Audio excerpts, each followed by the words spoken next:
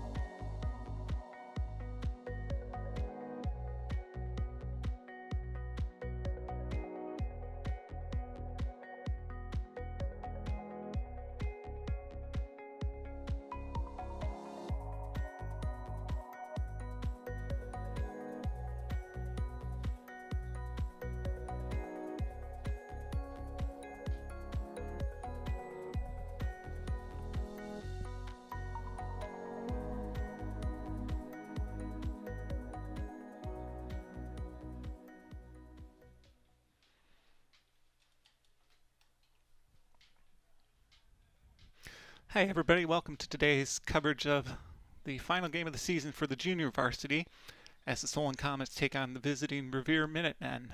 This is actually the first meeting between the teams in the regular season, at least in our recorded history.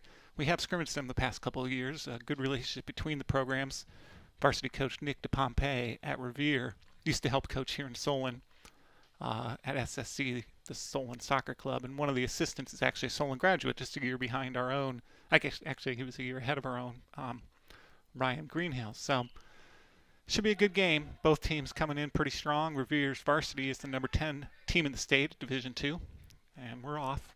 We'll go through the starting lineups here so we can squeeze them in. For the Comets, it's actually the same starting lineup as they had last time out, a 3-0 win over St. Edward's in Lakewood on Thursday night.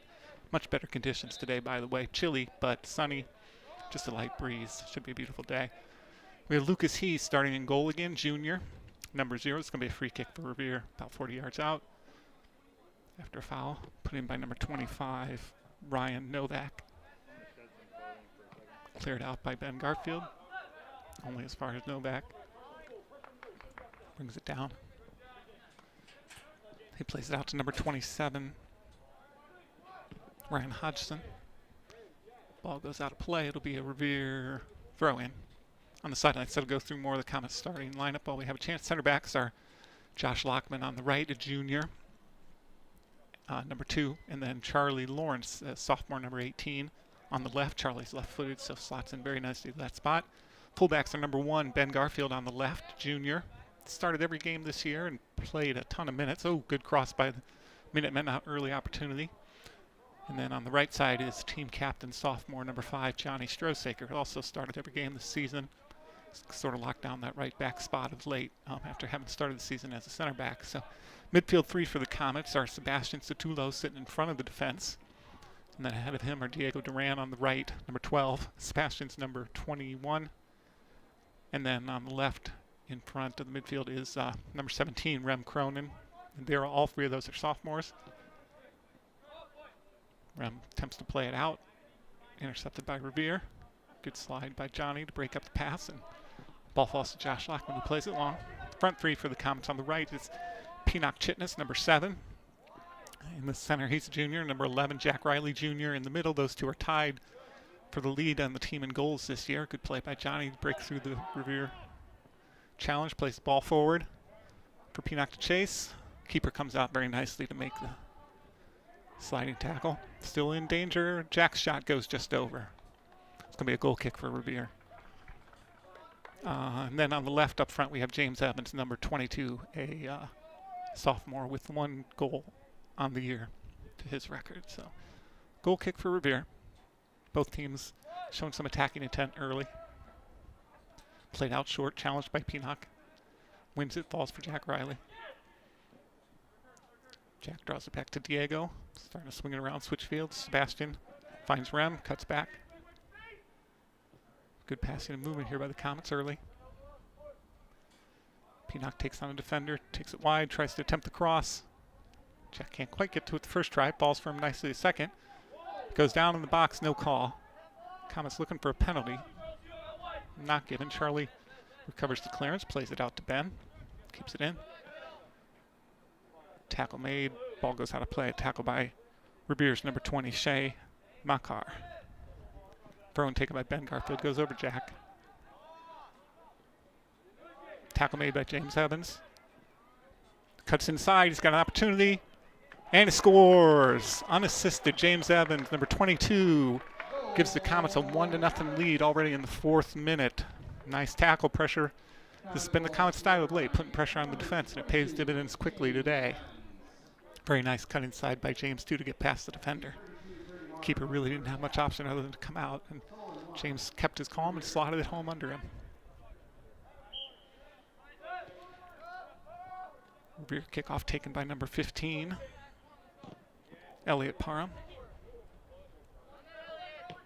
Charlie Lawrence there to break up the attack, put it out of play. It'll be a throw-in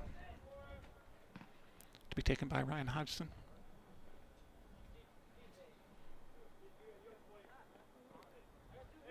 Revere's keeper is number 0, Connor Schultz.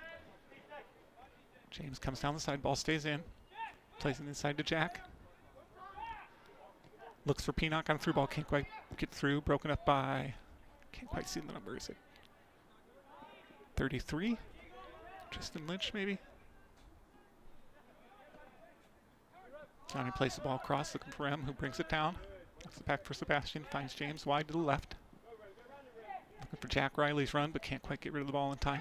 Here comes Revere on a counterattack. Through number 20, McCarr. Plays it up for 15. Elliott Parham.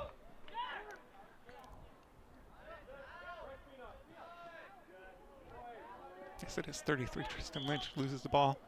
Commits the foul quickly to stop the counterattack of the Comets, but they will have a free kick just inside their attacking half. Be taken by Josh Lockman. He takes a lot of the longer free kicks, but has some pretty accurate placement on it. Put the ball in some danger. Revere holding the high line at the top of the box. Josh's kick causes some trouble, but collected by Revere. It's going to be a corner kick. Schultz went out of play, holding the ball. Next to the ball crossed the line is the rule, not just the feet. And determined by the official to have gone out. Corner will be taken by Diego Duran here, number 12. Corner kick, Comets.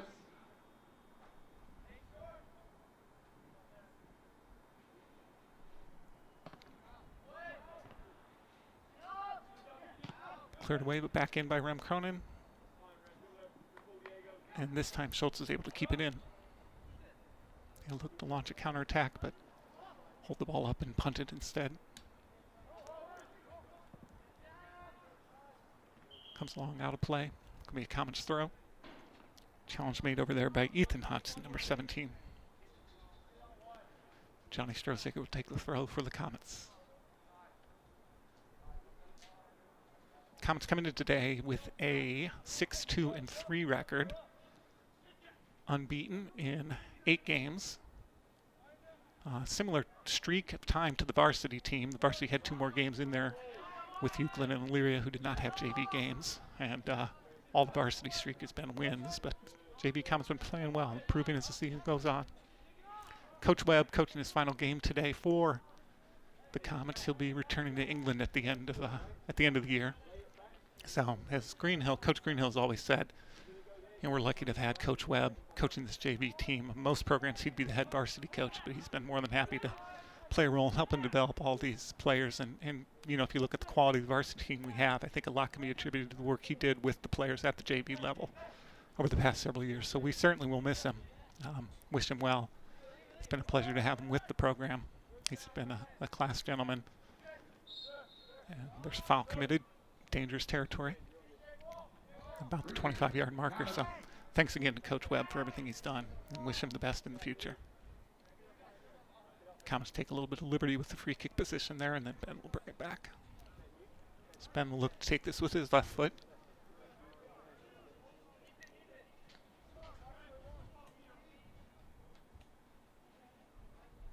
And if I missed it earlier, that was James Evans' second goal on the season.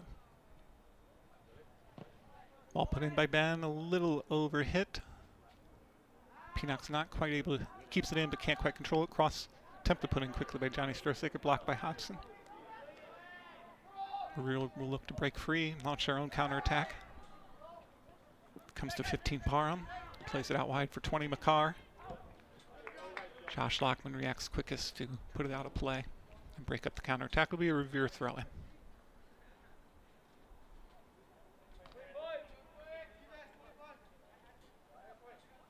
Taken by 27 Hodgson. Ryan in this case. Ball played long, and Lucas He will let it go out for a goal kick. Goal kick, Comets.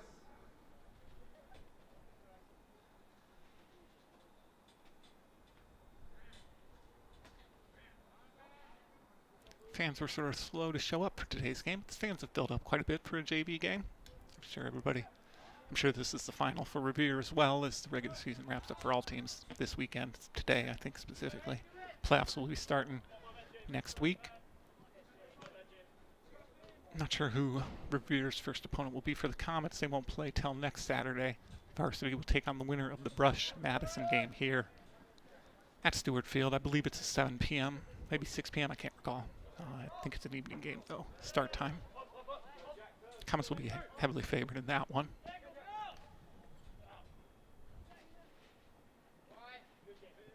Taken away by James Evans again. Oops, miscommunication between he and Sebastian. Sebastian this time steps forward. McCarr attempts to control, keep it in. Knocks it off of James Evans' foot out of bounds for a Revere throw taken quickly. But short to number 25, Ryan Novak. Broken up, Jack Riley breaks free with the ball. Novak challenges. With some help from number 16, Josh Flynn, who wins it. Attempts the long ball, but can't quite find the target. Ball played long, it'll trickle through to Lucas to collect easily. After an early challenge, Revere hasn't created too much the last 10 minutes or so, or 8 minutes. Comets have had a pretty solid defensive record this year. They've allowed 12 goals in 11 games, and only one game they allowed more than one, and that was against Medina, which would be the team on the schedule you'd expect to leak a few goals against. Substitutions coming in for Revere. Might be one on the far side that I missed. But it looks to be coming near side here. Number 2, Aditya Desai. I think center forward was also swapped out. Can't quite make out the number 12. Rohit Dasanur. Ball played short. Pinnock can't quite maintain possession. Challenges for it, wins it, and it's called for a foul. Be a free kick for Revere, a chance to ease up some of the pressure Solon's been putting on early.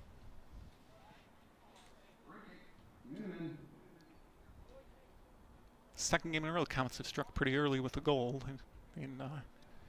Against St. Ed's Thursday, it was Jack Riley who scored in the first couple minutes and really helped set the tone for that game. St. Edwards had a few chances, but especially by the second half, it was really all Comets. We went in up 1-0 at half, and Jack again struck quickly in the second half. He had a hat trick that night. His last goal came pretty late in the game to just ice the 3-0 victory. Ball played long, can't quite be collected by Pinnock. Will go out for a throw in for Revere. With the JV games, they have to chase down their own balls. No ball boys around, so that does take a little time sometimes. It's number 14, Rasman Singh, who I believe may have come in as a sub. He'll take the throw in. Headed forward by Diego Duran. Pinnock brings it down. Lofts a cross in for James. Can't quite win that header. Ben Garfield battling for control. Gets it. Drags the ball outside. Looks for Jack, but Revere there to break it up. Number 16, Josh Flynn again. Plays it forward for 12. Rahit Dasanur. Comets break up the attack again. Launched forward by Josh Lockman. Hodgson breaks through with the ball. Played out wide for Desai, who brings it inside. Sebastian there to intercept the pass. Can't quite find Rem, but it falls kindly for Jack Riley, who's taken down a foul. Tried to play the free kick quickly, but he was a little bit too far forward for that, so they're going to bring it back and reset. Still Comets free kick. We bring Charlie Lawrence forward. He goes forward to help on these set piece opportunities. With his height, he's gotten close a few times this year on some headers. Let's see if he can finally crack in his first Comets goal. Charlie's a first-year player as a sophomore. Didn't make the team as a freshman. Worked hard, went to Ambassadors FC. Played in the fall last year, and then through the winter, of course, everything was shut down in the spring. Free kick lofted in by Ben. Comets can't quite find the touch on it. Falls for Pinnock, who tries to take it outside, and a little bit of a heavy touch rolls out for a goal kick. But yeah, Charlie worked hard in the offseason. Been a big contributor this year. Been a really solid part of our defense. So the Comets come in with a couple subs now. Number 9, Pius Chitness will come in for 22, James Evans. 16, Jake Davis. Coming in for number 7, Pinnock Chitness. And then in for 17, in for Rem Cronin is number 20, Cyrus Ray, freshman Two of those were freshmen that came in, Piyush and Cyrus, and then Jake Davis is a sophomore who, like Charlie, followed the same path. Didn't make it his freshman year, but worked hard, went to Ambassadors, played in the fall, and made the team this year. Ball lofted in by Johnny Strosaker, and they're going to call Jack Riley for undercutting the rear defender. I believe that's 21 Cooper Procession. Sorry, I didn't have a chance to practice some of the pronunciations before the game. Free kick taken, one by Ben Garfield. Ball falls for Piyush Chitnis. Takes it around the defender, but can't quite keep control of it. Revere coming forward again, broken up by Sebastian. Sebastian's really embraced that role the last past, half of the season maybe, as the sort of defensive midfielder who's breaking up the attacks and helping shield the Comets defense. And it's really added some solidity to an already pretty good defense. Challenged by Jack Riley, wins it deep, tries to back heel. Falls for Johnny Strosaker, who is bumped off the ball and rolls out of play for a throw in for Revere. Good defending. Nice job, my hair. Header won by Diego Duran. Piyush Chitnis challenges for it, wins it, brings it into the box, looks to cross, falls for Jack. His first touch escapes him a little bit. Johnny Strosaker attempts to loft it across, finds Ben Garfield. It's an interesting fullback to fullback pass. Ben takes it to the end line, can't get the cross through.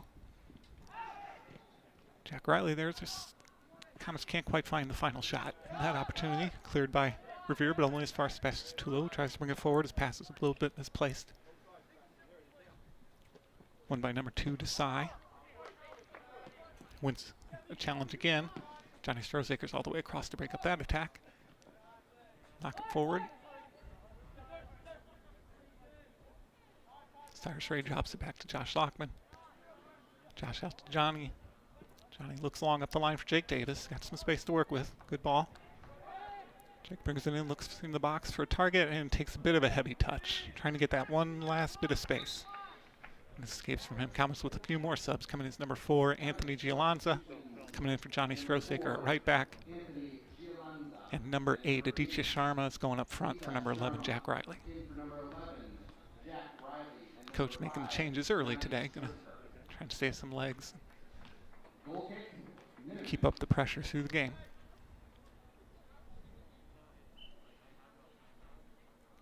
Goal kick to be taken by number 0, Connor Schultz for Revere.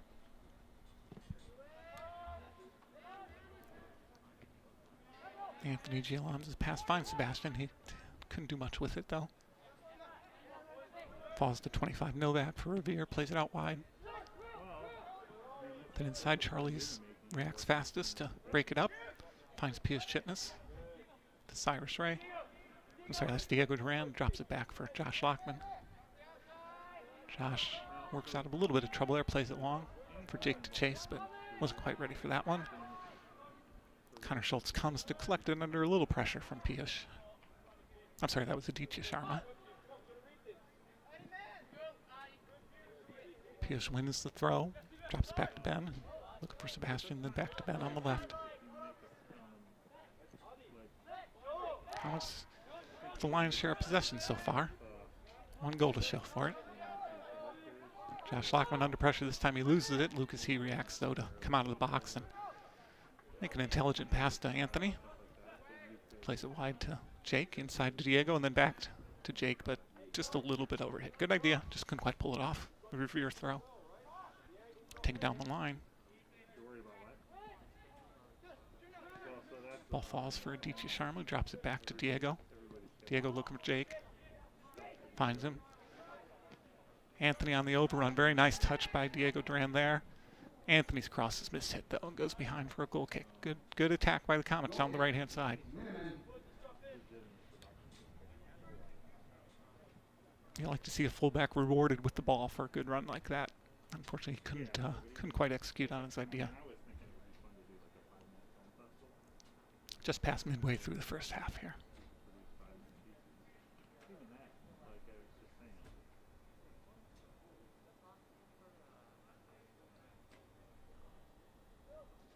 To go where? So that I highly doubt it. A little more distance on the goal kick this time. Comes all the way through Josh Lockman to place it high. Jake Davis heads it forward for himself to chase. Defended by number 10. Kyle Davis goes out for a Solon throw. Anthony Gialanza takes it quickly, finds Jake. Jake attempts to find some space and drops it for Anthony. One first touch cross. Low cross is intercepted. Challenge, Diego puts it in. Pius there to get a touch on it. Cyrus Ray with the shot, left-footed shot. Right at the keeper, Connor Schultz. He was ready for it. Good attempt by the Comets. Schultz's punt comes long. A little bit over Ben Garfield. He misjudged it just a little. Challenge won by number 12. Rohit Dasanur. Put out a play by Josh Lockman, so it'll be a Revere throw. Taken by 27, Ryan Hodgson. Quickly to Dasanur. Battle for the ball there. Trickles out. It'll be a Revere throw again.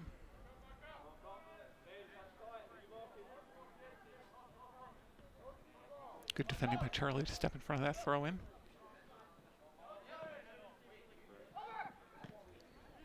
Comets looking for their third clean sheet on the year. They only had 2. Mishandled by Lucas there. Comes for him again. That should be a foul, I guess. Interfered with the keeper there going up for it. So Lucas will take the free kick and Comets can clear out of their defensive third. You make a documentary about how much homework you do given on a daily basis.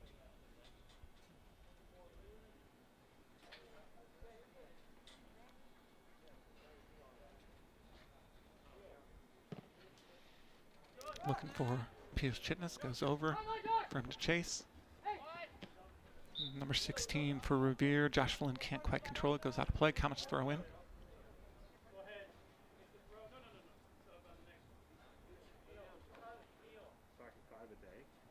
Looks like going to be a stoppage of play. Charlie Lawrence might have taken a minor knock there, goes down.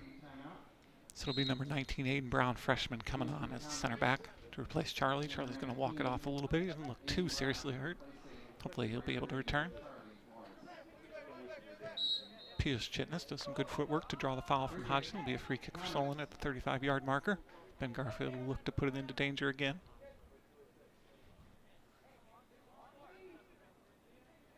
Plenty of bodies forward. Falls for Cyrus Ray. I think they're going to call a handball. I think it bounced up and hit his hand as he was shaping to shoot. It's a bit unlucky. Revere will be making some changes at the next opportunity. Some of this, I think, here is everybody's trying to figure this out as they go. That's a part of the challenge is they have to kind of go through that process and then realize that it's not working great. And they're going to go ahead and make the changes now with the stoppage of play. Chasing down the ball for the free kick. The Comets also will make a change. It's number 10, Alex Mester, coming on for number 21. Sebastian Sotullo, number 20, Cyrus Ray will drop into defensive midfield. Alex will partner up with Diego Duran as an attacking option. Goal kick, or a free kick finally played by Revere, won by Diego. Finds Adichie, good touch to Jake, who can't quite bring it down. And Schultz plays the bounce correctly to collect it and look to punt it long. Nobody around Ben Garfield as he wins that one, knocks it forward. For Adichie to chase down. Wins it, but knocked away by Novak, I believe. Yes. Ben challenges over here on the side for the ball.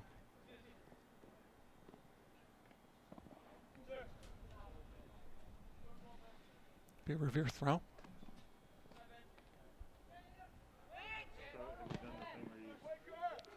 Challenged by Adichie, comes off with Alex Mester for Shea McCarr for Revere, who loses possession and falls for the Comets. Now it's Diego Duran, drags it back, looks for Josh Lockman under pressure again. Pass can't quite find its target. Good challenge by Anthony to win that though. Now to Jake, and Diego's going to look. I thought he was going to look for Jake down the line. Took maybe a touch too many there, and I'm sorry I missed the Revere substitutions last time, so we'll call them out as we see them on the field. I think McCarr had come back into the game. I would definitely have a looping clip on myself. Ball falls for Diego, looks for Jake Davis, who tries to take it to the end line, can't quite get through. Wins the ball back and called for the foul. Free kick. Minutemen. Free kick will be taken by number 21, Cooper Procession.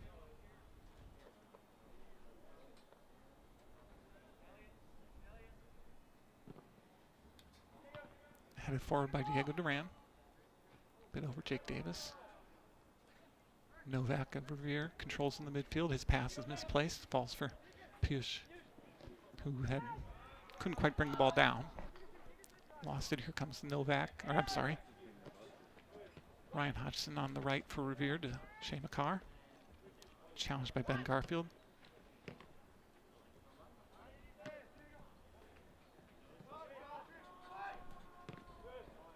Revere looking for 15 Elliott Parham, who's also come back on but couldn't quite find him. Jake Davis wins it down the sideline, then loses possession. Played out, it'll be a Comet throw-in.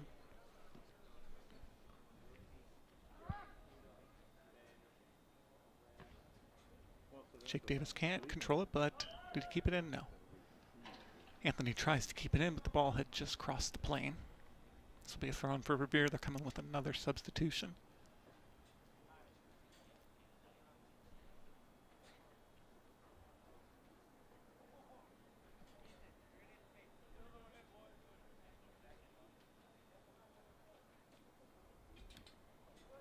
Headed forward, but out of play. It'll be a Comets throw now.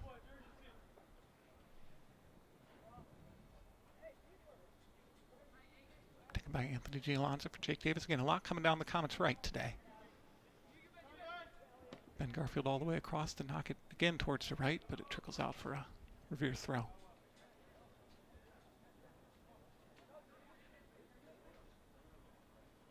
The game is kind of bogged down in the midfield a little bit now. Neither team really finding much opportunity in front of goal. Past 10 minutes or so, Anthony Gialonza plays it long, out of play.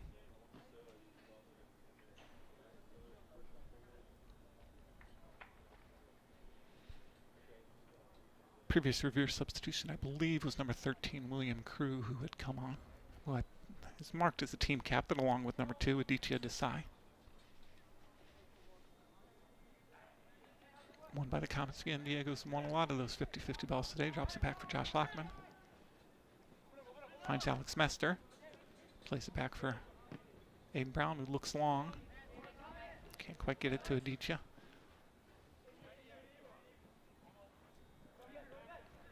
Aiden looks for Ben as the Comets are forced to go backwards a bit here. Ben looking for some space, works with his right foot to try and find Diego. Number 21, Cooper Procession, step forward for Revere. Long ball played for Aditya to chase. Ultimately wins it. Can't quite get it to Piyush. And number 16, Flynn will clear. Gone out of play off of the Comets player. Comets will look to bring some of their starters back on next chance, and here comes a substitution for Revere as well. Going off is number 4, Ethan Mark, who had come on earlier. Now we're going to hear the Comets will make their subs too. Riley's back on. Pinnock Chidnis is back on.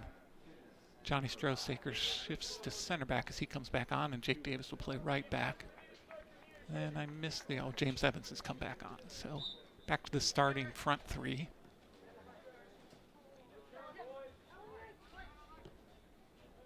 Nice ball played forward by Revere. Lucas has to come out, and it's a Revere goal. Revere goal scored by, let's see the number here, number 20. Shea McCarr. I missed who had the assist there. It was a good first ball over the top of the defense. Comets couldn't quite deal with it, and then shot looked like it might have been headed in anyways, but Shea McCarr was just there to finish it off for Revere, and it's 1-1. With 8 minutes to go in the first half, so goal comes in the 28th minute.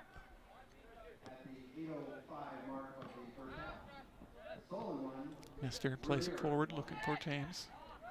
Can't quite get there, but misplayed. Jack Riley's there to get it. Tries to tap it over the keeper. Schultz is there, and nicely placed by James Evans. And right away, the Comets reestablish their lead on Evans' second of the game. Good pressure from Jack Riley there to create the opportunity. Goalkeeper had come out wisely to knock that away, but James was there to just loft it home into the empty net. And Revere keeper's down, Connor Schultz there. Maybe got the wind knocked out of him. He's going to try and walk it off. So Revere equalized, but right away the Comets reestablished their 1-goal advantage. Good reaction. Looks like Schultz will be okay. You can't see it on the monitor. He's got his hands down on his knees. It does look like he might have just got the wind knocked out of him, and he's just taking some deep breaths to work that out. So Revere takes the kickoff, looking to come down their left. Alex Mester steps forward to intercept, plays the long ball nicely for Pinnock. Jay's good touch by Alex on that one. Oop, defender had broken it up. Trips in the box and takes down Pinnock. No call. Just a coming together. Rem Cronin attempts to come forward, but it's broken up. On the left side, goes out for a Comets throw-in.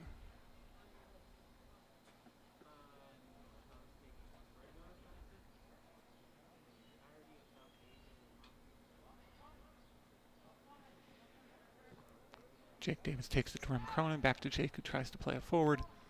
Broken up by Revere, but out for another Comets throw. Looks down the line for Pinnock this time, well placed. Revere defender comes forward. Is it a corner? I believe it's a corner. Yes, it is. It'll be Ben Garfield will take this one, left-footed, so it'll be an in-swinger.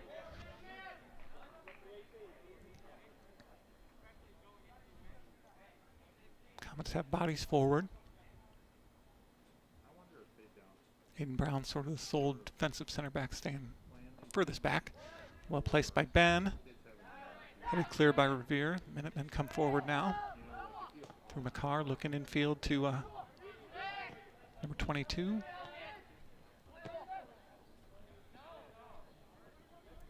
Parham attempts to play the ball wide for number 17, Ethan Hodgson. Can't quite control it, goes out of play. It'll be a Comets throw. Good counterattack effort there by Revere. Good switch of field, but they couldn't quite bring the ball under control.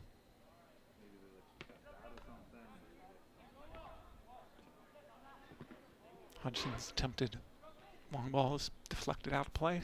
Revere throw this time. Down to just over 5 minutes left in the first half.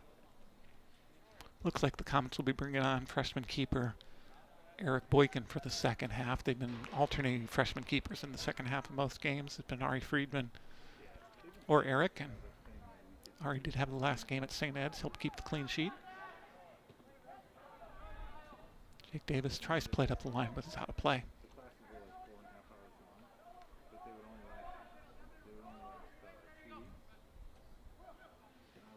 You can see the fans bundled up there. It's deceptive. It's sunny, but there's just enough of a breeze to give a little bite to the weather today. Can't complain though. It's not raining. The sun's out. I'll take a little chilly and breezy over wet and cloudy any day. Ball played up the line nicely for Jack Riley to chase. Jack's attempts to get there first. He wins it out over, and he's called for the foul. Good defense by 16 Josh Flynn there. Won the foot race and did enough to draw the foul and help relieve the pressure. They play it short. To Novak, then to McCarr, but Alex Mester breaks up the return pass, finds Jack inside. Jack's attempts to find Alex Mester is picked off. Ball comes back. Aiden Brown brings it under control. Left-footed pass forward, looking for Jack again. Broken up by Hodgson. Revere switches field nicely. Ethan Hodgson this time knocks it back. Long ball lofted forward for Parham. Broken up by Aiden Brown with the header. Ball played out wide for McCarr. Can he keep it in? Not quite. Can't quite get there. Be a Comets throw.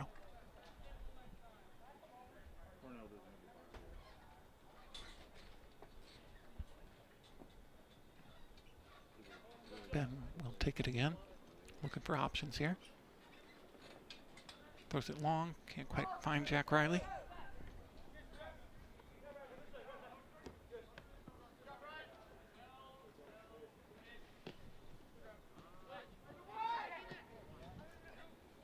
Ooh, the ball trickles through. Luke is called on again. This time he's there. He slides though. And this time he slides and clears it out. Another opportunity in the Westlake game. Lucas had a similar situation, a little closer to goal. One where you probably should just throw your body in front of it, jump on the ball. It feels dangerous, but these slide tackles tend to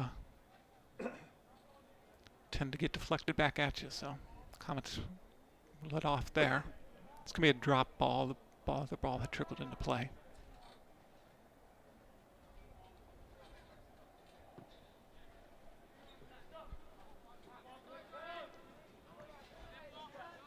Revere finds Ryan Hodgson looking for Shane McCarr. More worried about the challenge of Ben Garfield than the ball. It rolls out for a Comets throw. No, they called it deflection. Revere throw.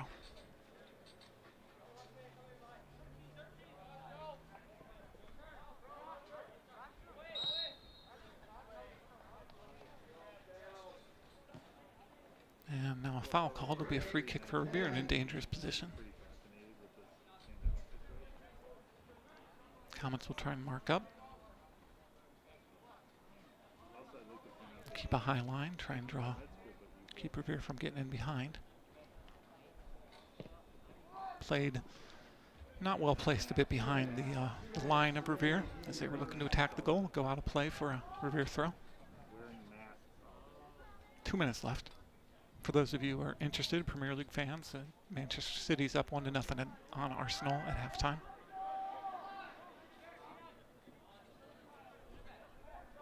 Pinnock Chitness can't quite win it. Rem looks to loft it forward and goes out of play again.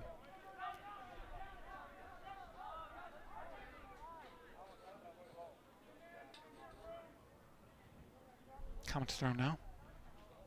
Jake Davis putting in some long minutes this first half, covering it both right wing and right back.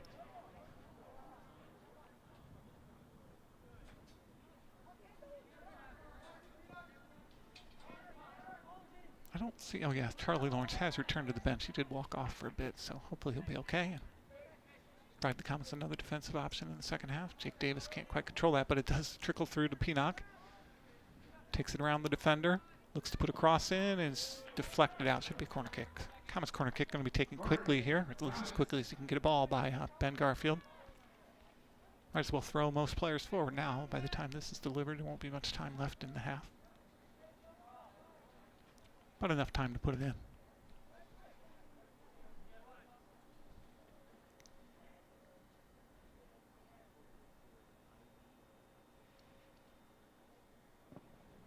And it goes behind. Hit that a bit, so it goes behind for a goal kick.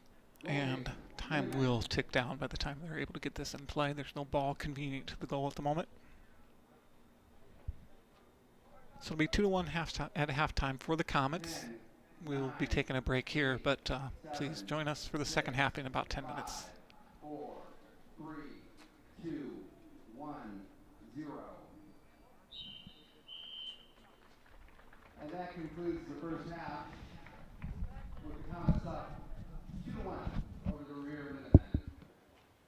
Ladies and gentlemen, again, this year our season depends on the cooperation and support from everyone to follow safety guidelines set by the Ohio Department of Health, the Governor's Office, and the Ohio High School Athletic Association.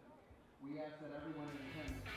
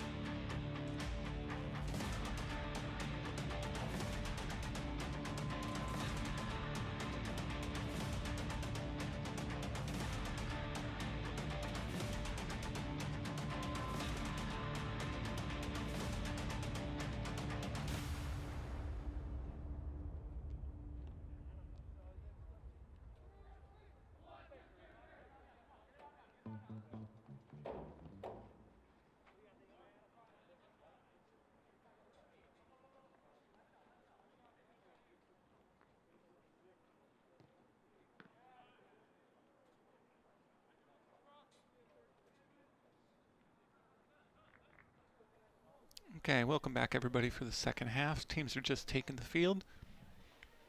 Comets leading 2-1. And they'll obviously switch sides here. Looks like Charlie Lawrence is okay. He's returning to center back.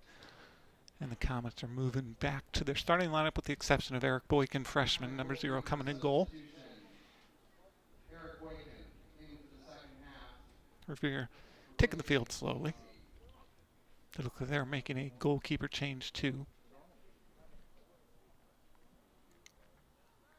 I think Schultz might have suffered a bit more from that collision or ball to the stomach than we first realized. He does have the trainer still checking him out, I believe. I know the trainer went over at halftime. They called her over. So hopefully he'll be okay. I believe this looks like Ethan Hodgson stepping in a goal. I'm not sure. Don't really see a number. Comets take the kickoff and work it back to Boykin. Under some pressure from number 12. Rahit Dasanur. Comets work it around though. Under that pressure. Play for Ben, who looks up the line, but it just rolls out. Revere takes the throw quickly. Looking for Dasanur. And this falls for, I believe that's McCarr. Charlie Lawrence steps forward to break it up, but it comes to Novak. Plays it out wide for Ryan Hodgson. Is tackled by James Evans. Goes out for a Revere throw. Hard challenge, but clean. Hodgson will take the throw.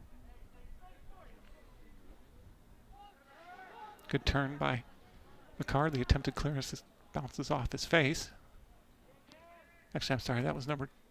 Who is that? Number 12. That was Dasanur. Josh Lockman has to put it out.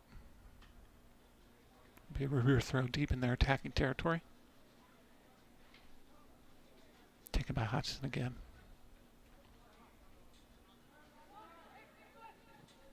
Puts a cross in. Headed out by Diego Duran. But only as far as number 21, Procession, who plays it out wide. Ben Garfield clears this time. Revere coming out with a little bit of intent here in the first couple minutes of the second half. Pinning the Comets back. Cross takes a deflection, but does find its way to number 4, Ethan Mark. Shot there saved by Boykin. Covers it up. Now maybe the Comets can take a breath and gain some territory. Punt made by Boykin. Diego Duran attempts to head it forward. Johnny Strohsaker's there, plays long ball a bit wild out of play. I believe the rear defender got away with a bit of a shirt tug there. Throw in taken by Revere, number 14, Rasman Singh. Free kick called. Foul given against Pinnock Chitness. Procession will take it. I apologize if I'm mispronouncing that. Still. Looking long, gets over Johnny Strohsaker. Josh Lockman's there to chase it down, or Eric Boykin calls him off. Plays a long ball dangerously across the middle. Rem Cronin there to give it a second clearance. It falls for Pinnock Chitness through his legs, but he collects. Takes it down the line. He's able to almost keep it in. Just spin of the ball, took it out. Singh will take the throw in. Header won by Diego Duran. Nicely stepped in front there. Jack Riley looking for Pinnock. Doesn't quite get through. Second ball, a bit of a collision between Jack and Diego there. Johnny Strohsaker there to play it out. Under pressure from number 2, Desai. Ball sort of gets stuck under the bench here.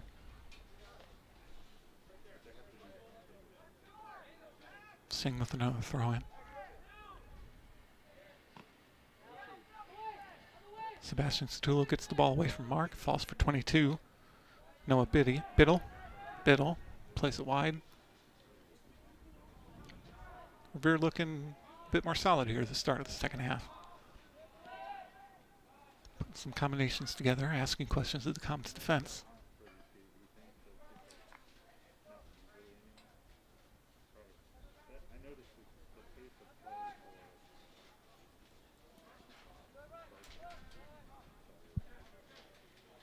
Ball falls for Ben Garfield, looking for James Evans down the left. It gets away from him, but he challenges again, wins the ball. Gets in behind the defense, tries to play the cross. Hodgson's wise to it, comes out, covers up. Been tough to get that all the way through to Peanock. But he didn't have many other options there. Thrown taken quickly by Ben Garfield, finds James Evans, broken up. Can't quite find Jack Riley, but a push there to sort of set Jack off. Well spotted by the ref. Be a free kick taken by Ben Garfield, about the 20-yard football line.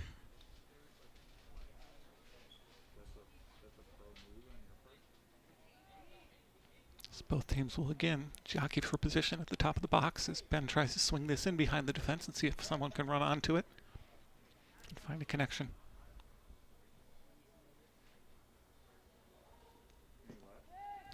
Nicely placed, headed clear by Revere. Put long. Dassanur chases it down, challenged by Josh Lockman. Ball goes out, break up that attack. Revere throw, but the Comets could get men back now. Ben wins the header.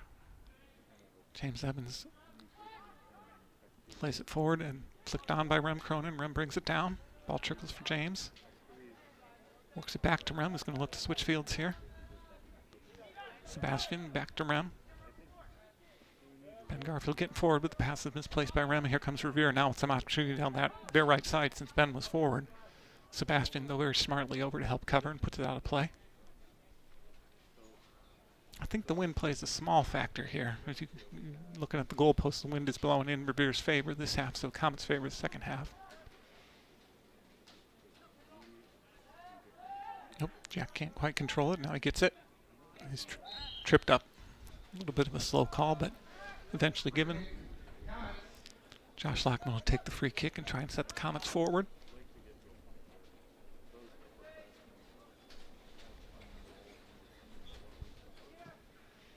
Doesn't quite get it all, and intercepted by Novak, looking forward for Dassanur. Lockman across to put it out of play. I don't think that was quite the intended placement of the free kick.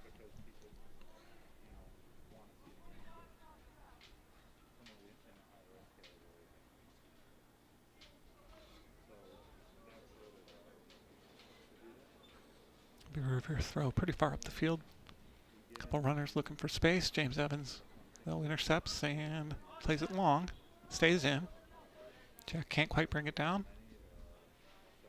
Played out by Procession. Good pressure from Jack there to give him no real option.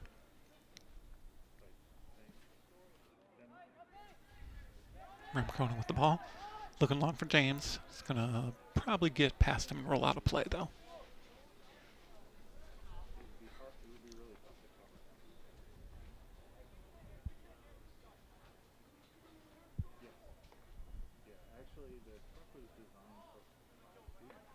We'll see how Coach Webb handles subs here in the second half. I believe all Comets saw action in the first, except for Ari Friedman, who plays strictly as a goalkeeper. Probably will not be called on today. Oop, intercepted by Johnny Strosick. He can't quite control it, though. Wins the second ball. Looks forward. Challenged by Jack Riley. Falls for Mark. Incidental handball, not given. Jack Riley has it. Looking, Johnny's making a run on the outside. Jack can't quite pick him out. Dwells on the ball a bit. It's broken up. Now Revere can come forward. The Solon's fullbacks look to recover and help the center backs, but Charlie very nicely over to win that. Goes out of play, but for a throw. But again, the Comets can recollect, set themselves up defensively.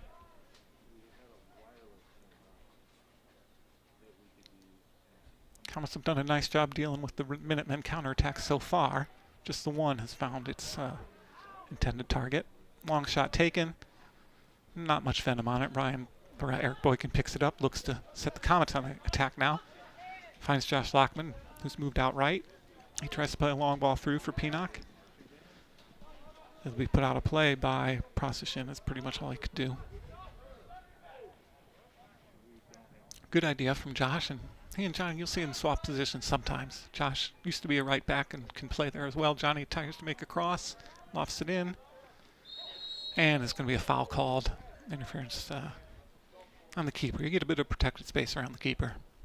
And even though there was a Minutemen player there, also you usually get the benefit of the doubt. So Revere will get a free kick and a chance to play it long. So yeah, we do varsity on Friday, Davey.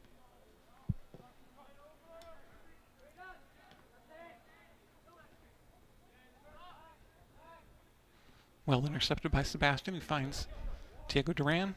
Works it back to Josh Lockman. He's got some time to look at options. Looks long for Jack Riley. Good ball placed in behind. Hodgson is just fast enough to get there and pick it up. Good idea from Josh. Give him a little time, he'll pick out a pass. Punt comes short, and Diego wins the header. Rem can't quite flick it on to James Evans. James challenges, gets a little bit on it. Ben Garfield's header falls from a car. Step forward, won by Sebastian to Jack Riley. Knocks it back for Rem, who looks for James down the left. All the Revere Minutemen defender could do was put it out of play, and he's going to go down. Looks like a bit of an injury here. Substitution for the Comets coming in, number 8. Aditya Sharma will come on for number 11, Jack Riley, who looks like he might be bleeding. Can't tell for sure. He's looking at his arm and sees some red. Might have picked up a bit of a scrape out there. Ben Garfield battling for it there. Drops it back to Rem Cronin. Rem attempts to get the cross in. No foul given. Mark attempts to pick off Sebastian's pass, but can't quite get to it. Johnny pressuring the Revere attacker far up the field. It goes out of play. Comets throw. Pressure created that. Turnover of possession. Johnny looks down the line for Pinock. Gets a foot to it to bring it across. Aditya's maybe a little more worried about the man of the ball. Flash shot from Diego Duran. A good save by Hodgson. That may have been curving wide. Tough to tell from here. It's a good idea by Diego. Good instinct. And he earned the team a corner.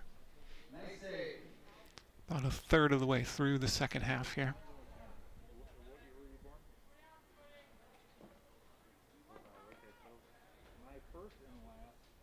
Diego Duran will take the corner.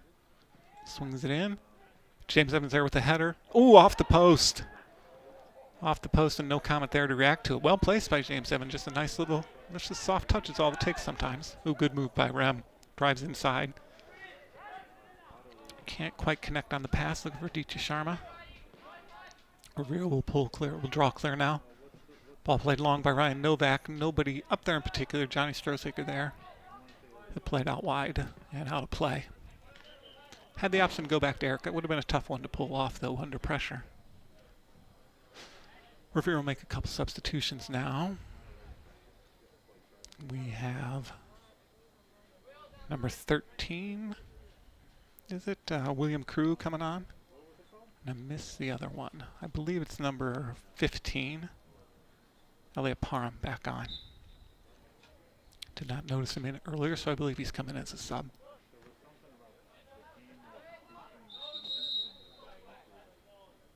What's the call here?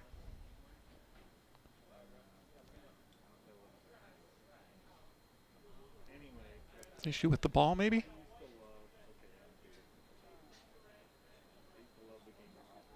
Coach Webb checking it out. Might be a flat ball. It looked like he was going to put it in the trash for a second.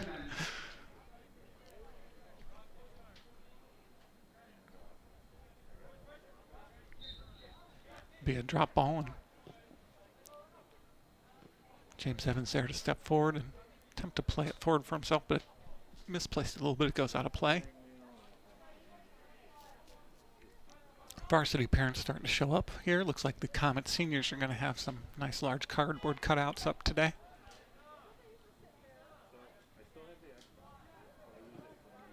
Ben Garfield there to break up that attack. Look forward by Novak. Charlie Lawrence can't quite bring it down, but Josh is supporting and clears the danger. coverage there.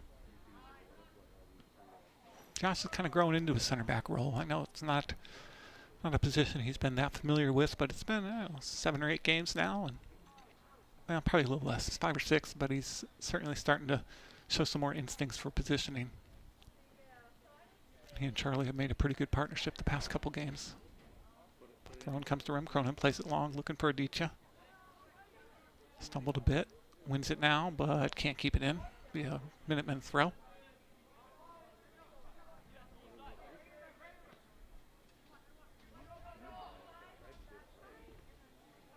James challenges again and goes out of play.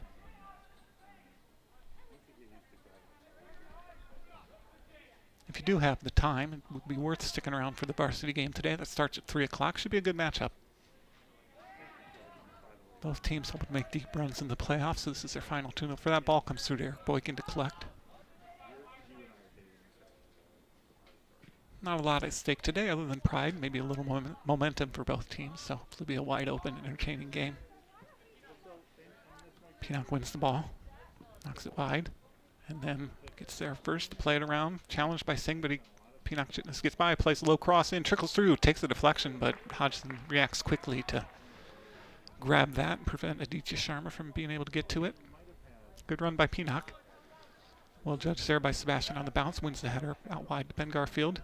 First touch a bit heavy, but he quickly collects it. Looks for James Evans down the left. James looking to come in, plays Ben on an somewhat of an overlap. Ben pulls it back though. Challenged and out of play. It'll be a Revere throw taken quickly. Looking for McCarr, but Charlie Lawrence up there wisely to challenge. Another Revere throw. Coach Webb is sticking with his starters a bit more here this second half as the game remains tight. Does have some good options on the bench though. His legs start to tire. Well, throw a different look into. Rem can't quite get the header cleanly, but it does fall to James Evans. Plays it forward for Aditya.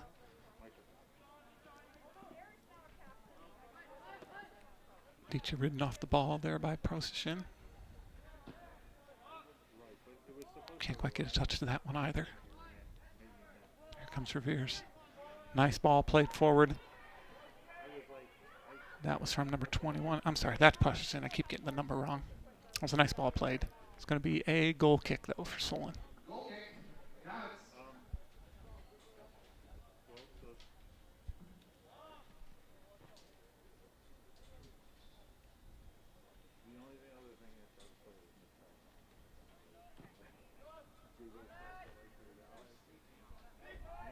Ben Garfield plays it long. Aditya can't quite chest it down. Diego wins it, then loses it. This time Sebastian there to challenge. Falls for James Evans, plays it back to Rem, who looks to play Aditya long. Procession there to react quickest. Can he keep it in? Yes, he does. Well, comes through to Charlie Lawrence, who looks for Ben Garfield. Ben's header, can't quite get to Rem Cronin. Here comes Mark. Challenged by Charlie Lawrence there. Ethan Mark again. Johnny Strosaker steps forward to clear. And that will stay in. Good challenge by Aditya Sharma there. This time James Evans coming down the left, and he can't quite keep it in.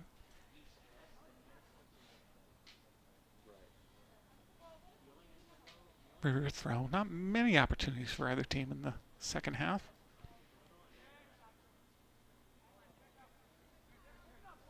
Now the Comets will make a few changes here. The next opportunity. Ball played long.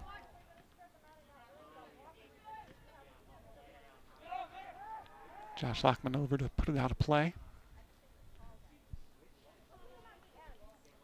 Number 15, Parham, creating a few questions for the Comets there up front since he's come on. Ball comes to him now on the throw. Challenged by Ben Garfield.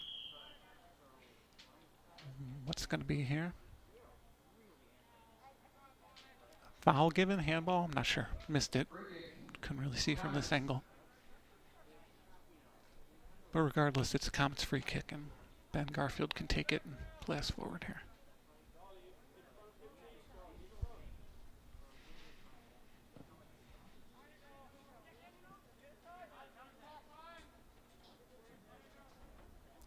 Rem Cronin with it.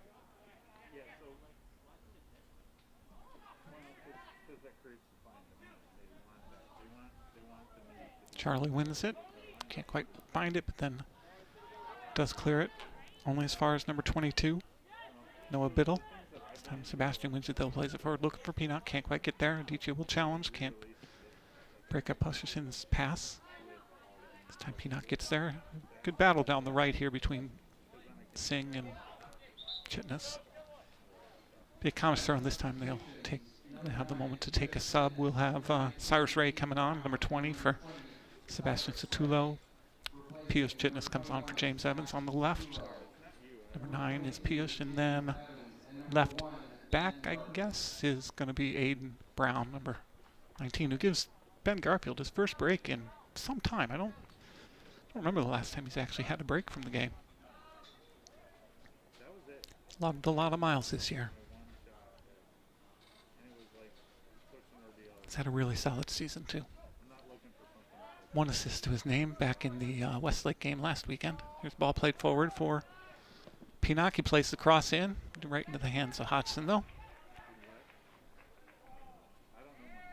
Oh, for somebody who doesn't look like he normally plays much goalie, given he's wearing a sweatshirt instead of a goalie jersey, Hodgson's answered all the questions asked of him so far, so props to him. It's not easy to step into a goalkeeper role. I know he's played some in club. I believe I've seen him play goalkeeper at club level, premier level, when called on, so he's got the capabilities.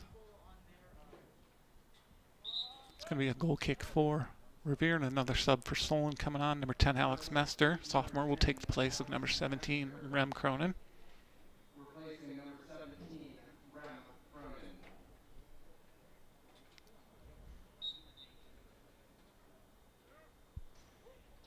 Procession will take the goal kick for Revere. Plays it long. Diego Duran's header runs a bit askance and out of play. Singh will take the throw for the Minutemen. To Parham, drops it back to number 22, Biddle. His pass goes to Piyush Chitness. Somehow works the ball through to Adichie Sharma, drops it for Cyrus Ray. Cyrus looking for options under a bit of pressure, plays it out wide, good run. Ooh, good idea. The game cut a little inside when Cyrus was looking for him to stay outside. So a pretty freshman-heavy lineup for the Comets right now.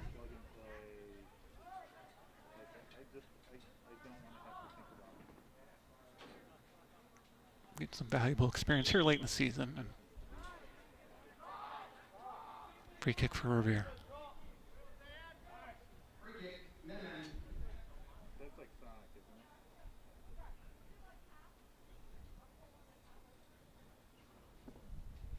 Lofted towards the box, can't quite get there. Cyrus Ray steps forward, then Aiden Brown gets a second touch to it. Piyush can't get it clear. Challenged by Novak.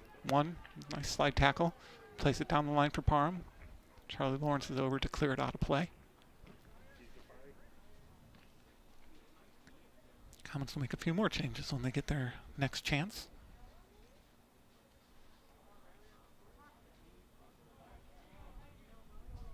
Throw in taken. Falls for Parham. Takes a left-footed shot, but again right at Eric Boykin, who catches it cleanly. Looks to punt. Header won by Revere. Biddle hits it forward for McCarr. Could be a handball, I think, on Aiden Brown. Free kick in a dangerous position here for the Minutemen. Looks to see if they can make something of this. Comets marking up.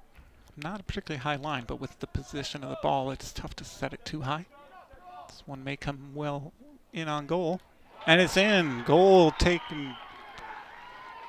Scored by number 15, Parham, on the free kick. Nice left-footed placement.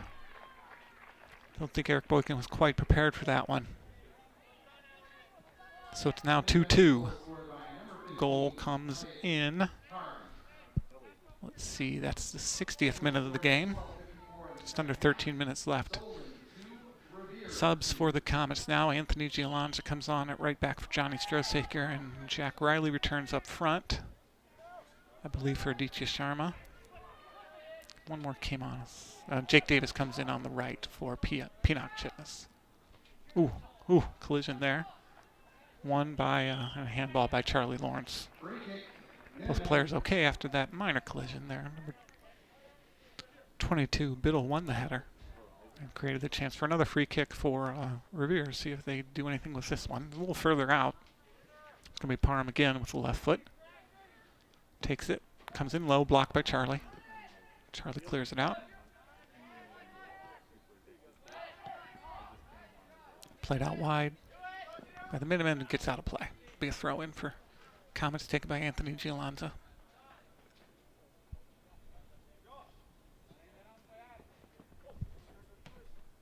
Previous Comet substitutions. Number 4, Anthony Gialonza. Number 11, Jack Played out. It will be a Comets throw. Gialonza will take it again. Looks for Jack Riley, whose touch fails him there. And not sure if he was hoping that Jake would make a run through or try and take that around himself, but it got away from him a bit. It'll be a goal kick for the Minutemen. Oh, you mean how would I be with that? I guess it depends on the game. If it's like a Pac-Man type thing. Taken by Hodgson, Ethan Hodgson. Plays it long. Ethan Mark can't quite control it. Off the Comets, so it'll be a Minutemen throw for Singh. Now Revere will make some changes.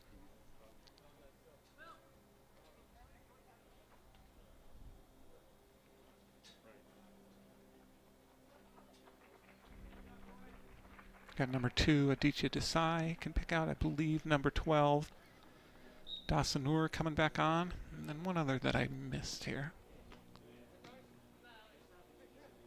Won by Aiden Brown, finds Jack Riley, who looks for, I'm sorry, that was Jake Davis who won that, finds Jake on the overlap. Be out of play for a corner kick, I think.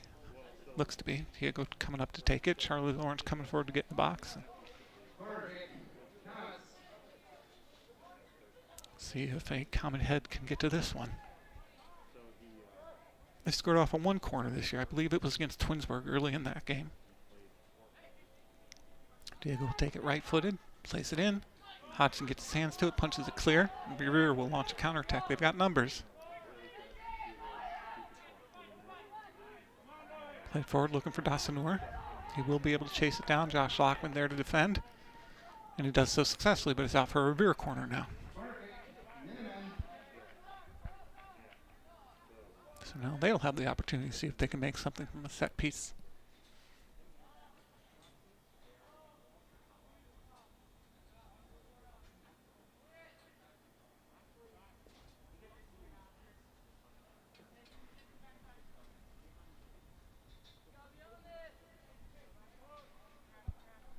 And this will be taken by 25 Novak, I believe. Place it in. Headed clear by Diego Duran. Diego's had won a lot of headers today.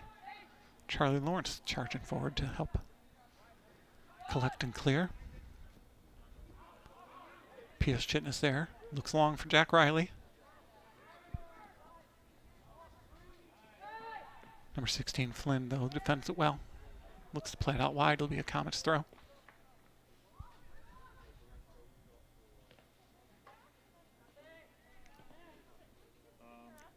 Looking for Pius here down the left. Backs into it, goes out of play. Be a Minutemen throw deep in their own territory. Looks like the Comets might make another set of subs here soon. Got some of the starters warming back up.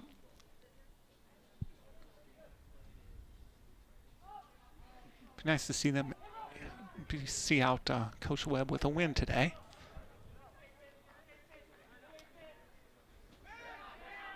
Josh under pressure, good, plays it well to Anthony out wide. Hopefully there's some good communication out there. Anthony with some room to run with the ball. Plays it a little behind Jake. Good idea.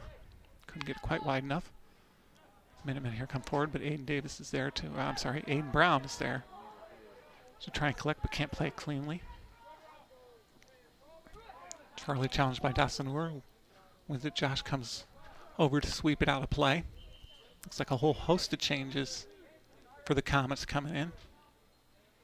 For the Minutemen, Ethan Mark returns, but for the Comets, it's Johnny Strosaker, Sebastian Sotulo, Ben Garfield, Rem Cronin, James Evans, and Ben Garfield, number 5, Johnny Stroziker. maybe have been one other that I missed. But you're basically back to the starting 11 now, with the exception of Eric Boykin in goal. Throw taken by Revere. Charlie there again to win it, cleared out of play. The Comets will attempt to finish the season strong here with their starting 11. Not that there's much drop-off at all with the quality that the Comets have on the bench this year. Seen a lot of players develop, really improve as the year's gone on. Ben Garfield plays it only as far as Ethan Mark, who crosses in. Dangerous pass, but Diego's there to intercept. The Comets will try to launch a counterattack. Jack has to watch his line up front here. He's back on side. Ball played. Can't quite pick its way through. Jack Riley puts a challenge on Josh Flynn, but falls for Revere. Parham is going to look wide for the long ball. I think he got a bit too much on that. I wonder a bit of pressure from Diego Duran, just enough to set him off. It'll be a Comets goal kick. 6.5 minutes left. Goal kick. Comets.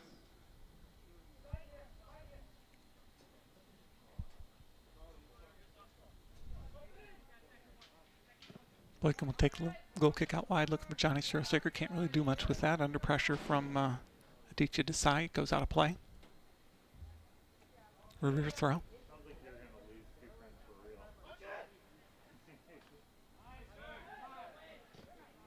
Good challenge there by Charlie Lawrence on Dasanur. Wins the ball, but his clearance is intercepted by Ethan Mark. Played long now. Hodgson will come forward and beat Jack Riley to it by a couple steps. He lofts the ball high. That was kind of an anywhere but here kind of clearance. Riley's header wide. Can Pinot keep it in? He can. At first, and then his second touch lets him down. It goes out of play. Singh will take the throw for the Minutemen. Diego Duran gets there first. Knocks it for Sebastian. He looks for James on the pass. Doesn't quite find his way through. Ben Garfield now will try to bring it under control. Good challenge on McCarr. It goes out of play for a Revere throw.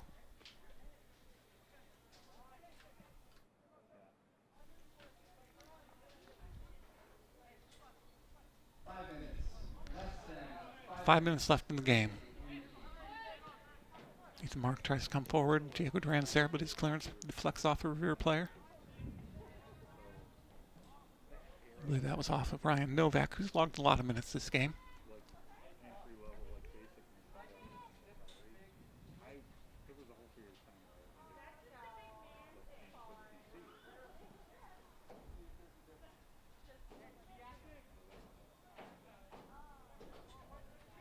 Throw in taken by Revere.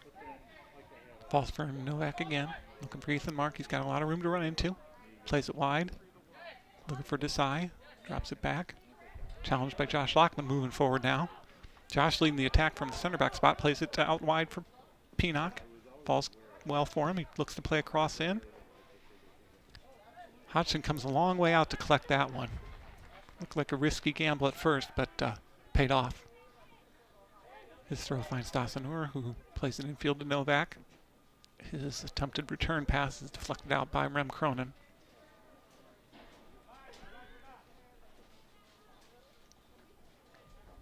Be a Minutemen throw. Taken down the line. Charlie Lawrence there. Could be a foul called on the Minutemen. Bit of a push in the back, and the Comets will try to get at least one more opportunity in here. The free kick from just inside their own half. Charlie's going to take it left-footed. Look to put it long. Got a couple people forward now. Both fullbacks, well, not quite that far forward. But they're certainly looking for the opportunity to make that run. Charlie lofts it high. A bit of a push in the back. Yep, called. Foul given against Ryan Novak there. Rem Cronin drew it. It's going to be a free kick now in a more challenging position for the Comets. So they'll send plenty forward now. Johnny Stroziker comes up to join Charlie. Free kick will be taken by, I believe that's Diego Duran. Yep. Not sure if he'll try to put this right on target or look to put it in behind. He looks to put it in on target. Hodgson drops it. Comets scramble in front of goal. Charlie tries to get there, can't quite collect. Shot by James Evans is deflected out. Good opportunity for the Comets. It will be a Revere goal kick, though. Goal mouth scramble there. Hodgson couldn't quite handle the shot cleanly, but enough Minutemen in the way to prevent a clear-sided goal for the Comets. And that's probably going to be their best opportunity. While we have a minute, though, I'm sure that Revere will start. I want to thank the crew here at Solon Education TV. It's, we've been privileged to be able to bring these games to fans who can't make it, either due to fan count limits or geography. I know we've seen a lot of programs this year cover their games, but nobody's really covered JV, and nobody in general has done it with the quality of this crew. And they've put in a lot of hours between boys' games, girls' games, volleyball. You're talking 4.5, 5 hours a night, several days a week or a weekend afternoon like today. So, again, thanks to that crew. It's been fantastic coverage. Don't know what next season will hold. Good shot for Jack Riley there, but goes high. It's just, I think it's been a real benefit for the program this year, so thanks. Down to a minute and a half now. Revere with a goal kick. James Evans can only head it backwards. Ben can't quite get it cleanly either. Charlie can't quite get it cleanly either. This time Josh takes care of business, but it comes to Novak. Comets having some sloppy touches here in the late moments, I think in a little bit of a rush. It's going to be a free kick for Revere. They'll try to set it up quickly now and take one more chance themselves. Novak will take it. And they will get numbers forward. The goalkeeper looked like he was going to come all the way up a little bit early for that, maybe, especially in a tie game. So Novak will look to put this in some danger.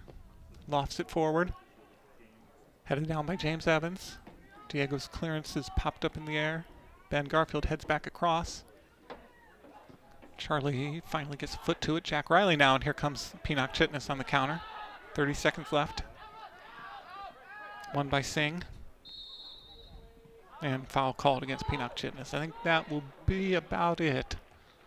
Looks like this one will end in a draw, in which case the JV Comets season ends at a 6-2-4 record, finishing on a 9-game unbeaten streak.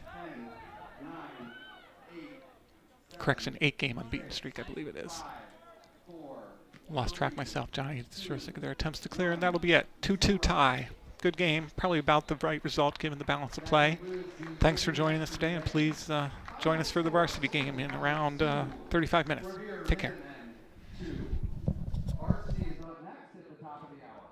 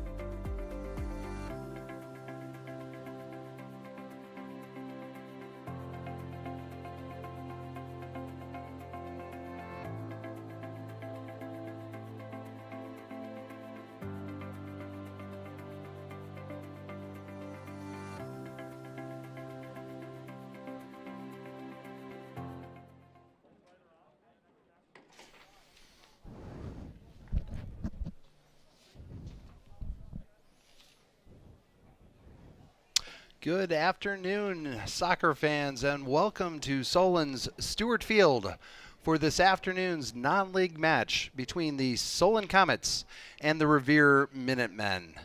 I'll tell you what, when you get into October, you don't know what type of weather you're going to get. We have a picture-perfect October afternoon here in Northeast Ohio. About 56 degrees, light wind, beautiful sunshine, a fantastic way to end a fantastic season, and really a fantastic season for both teams. Comets come in today with an impressive 10-2-1 record. The Minutemen are at 8-4-1. I'll tell you, it's been an impressive season. Comets are coming in on a 9-game winning streak. They're looking to finish with an 11-win regular season. Comet success is actually probably a little bit more impressive when you realize that we started the season a month late. We've only been playing for literally 31 days. It's been a season that really has been a track meet to go. Now for the Comets to get going here, they've got to get past a really good Minuteman team. This is the Minutemen have always been good. They play a very good schedule. I'll talk a little bit more about that as we get going. I'm going to switch here to play-by-play when either team is attacking. Comets, that'll be a Revere throw-in here to start off with. As I was mentioning, with the Minutemen, currently ranked 10th in the state D2 poll. They are only 2 years removed from a state runners-up season. A lot of talent. Good team, great test for both teams, especially going into the playoffs. Here we see an attack right up the middle coming here by Revere. I should tell our Revere folks that are watching the game today, I will do my best with names. Apologies, I'm going to screw some up. I'm probably going to be providing more color here as far as the Comets go. But as I say that, our two teams actually have really interesting connections here. Head coach Nick DiPompeo has worked with the Solon Soccer Club and has coached every single one of the Varsity Comets this year at some point. Solon Soccer Club is our feeder system, our club soccer. With him, I know that Corey Sussel was a graduated in 07 from Solon, played on some really good teams with Coach Greenhill. So they know each other. They have a lot of fun. It's really good, I think, when we have games like this. And I will tell you, we have played Revere the last 2 seasons as a preseason game. This year, obviously, putting them on the main schedule here so that we can play each other. And it's fantastic. I'm glad we're doing it because this is a really good game for both clubs. Revere with the restart here. Eric Nwafu is going to lose that ball out of bounds. No big deal right there. And it will be a Revere throw-in. Beautiful, beautiful afternoon. These are the types of days we dream about as far as soccer goes in October. Compare this to the Comets win over St. Edwards on Thursday night. It was upper 40s. Rain thankfully had quit right after the JV game ended, so we didn't have any rain during the varsity match, but it was cold, it was wet. Nice ball sent in, and oh, the mistake there. Let's see what happens. Baldwin goes down and smothers it. Had a slip there by Ryan Funderburk in the middle. The Revere striker jumped on that one, tried to get in there, but the Comet smothered it. Zach Baldwin with the grab. My name is Chris Baldwin. I will be doing the color analysis and some play-by-play. As you just heard, Zach is my son. Will do my best not to be a complete and total homer here today. I think I do a decent job with it. Just trying to give you some sense of the players, what's happening, and where the game is. And as I tell you that, in this really unusual year that we've had with the pandemic, this I would tell you being one of the few things that has been really good, being able to broadcast the games online so that family and friends, both local that can't come to the game because of the restrictions we have in tickets, and there is a break up the middle. Comets get away with a handball. Defense swarms and stops it before it starts. So far, 2 Comet mishaps there that have, thankfully we haven't had to pay for, but Revere is ready to jump on that ball, as they should. As I was mentioning, though, it's been great being able to broadcast the games through SCTV. For those of you who don't know, it is students that are running the cameras. They are doing the majority of the work here and doing a fantastic job. Since we've now been to several other schools to see games, I'm going to break with that here for a second. Ryan Funderburg coming in to give the long throw-in. This is going to be on goal. Watch for him to look for number 7, Eric Nwafu. Goes to Eric, off Eric's head, and there's a goal, but that is offsides. Anytime you have a player standing wide open like that, you know it's going to be an offsides. Jake Moss was just looking at goal number 7, but that's not going to happen. It is going to be a free kick for the Minutemen keeper, Mr. Trent Ebert. Exciting start. Unfortunately, no offside position there. Ball goes out. We're going to see another long throw by Ryan Funderburg. We just saw what we hope will happen. Unfortunately, we need to be onside when we do it. For those of you that need a reminder, there is no offsides on a throw-in, but as soon as it hit Eric Nwafu's head, anyone that was in an offsides position is offsides, as was Jake Moss on that play. Mr. Referee says, I don't think so, no goal. Here comes Ryan's throw, puts in a beauty, right onto the box. Oh, wow. We went up with it on the in the keeper's box. Referee saw a push, calls it. It will be a free kick for goalkeeper Ebert. As I was mentioning, it has been fantastic to be able to have these games streamed for free live on the SETV on YouTube. I will tell you now that we've had a chance. Okay, another break up the middle here. Ball going around. I got to learn some names. Excuse me, Revere people. And shot on goal. Baldwin smothers it. We'll tell you that we're 5 minutes in, and Comets have had some uncharacteristic mishandling of the ball there. So far, we've been fortunate that we haven't had to pay for this yet. Pay for it with a goal. As I say that, we've now seen several other schools broadcasts, and in one breath, thank you very much that they're doing that so that relatives and family and friends can see the games. But I will tell you, I don't think anybody has had the broadcast quality that we've seen here from SETV. And knowing that they've got at least 2 cameras going today, actually 3 cameras as I look over, you're going to get a lot of great angles on the game, and hopefully we'll enjoy it as much as we are enjoying sending it to you. Ball's coming out of the midfield out to Andrew Mesmer on the side. He's going to try and win that base line. He's around his guy. The defender for Revere comes over. Little push, no call on that. That's okay. It's going to be a throw-in. I think at this point we'll all be saying the same thing. Throw in Ryan Funderburg. Ryan's going to be looking for a header, looking to put it on the head of most likely Eric Nwafu. If he's got an open shot, he's going to try and put it on goal. Otherwise, he's going to try and bump it around to one of his other offensive players that's coming in. Here comes Ryan's throw. Puts it on goal, puts it near post. That ball is back in, and takes an unlucky header out. It will be a corner for the Comets. Andrew Mesmer is running over there to line up the kick.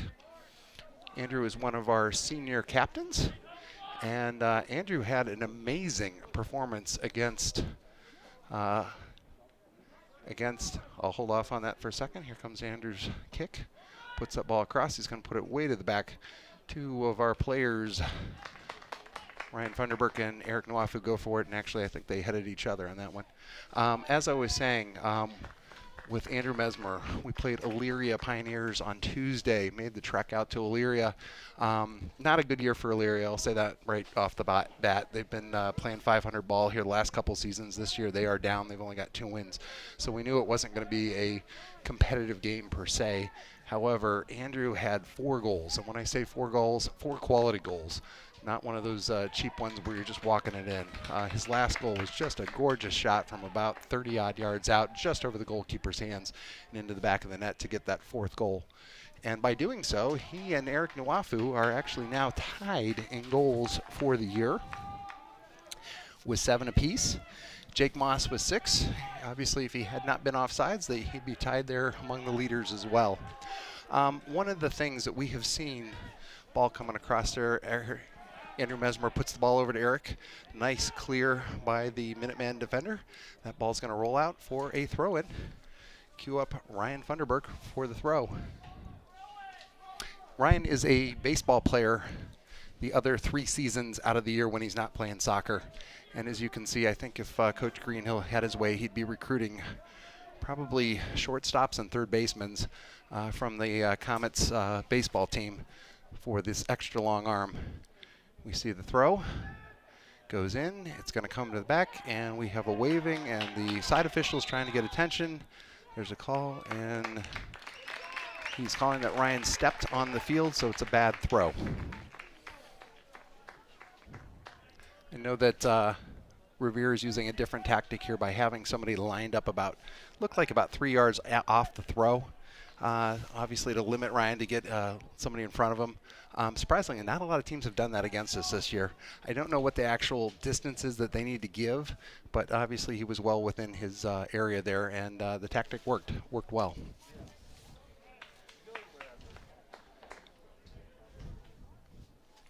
As I mentioned, game on Thursday night against the St. Edward's Eagles was at St. Ed's. Really didn't have, they did not stream the game, so it was really everybody paying attention to Twitter or Facebook to get updates. It felt like a playoff game. It was cold. It was miserable. Both teams really playing really great soccer, really pushing the ball around. St. Ed's was a lot faster than I think our midfield was expecting, and this is the first game really all year that our midfield was out-muscled to the ball. There were episodes there where we were really taking the punches, so to speak, from the St. Ed's Eagles as we were playing them. But Jake Moss was able to come up on a ball, about 12 minutes left in the game, free kick from around the 50.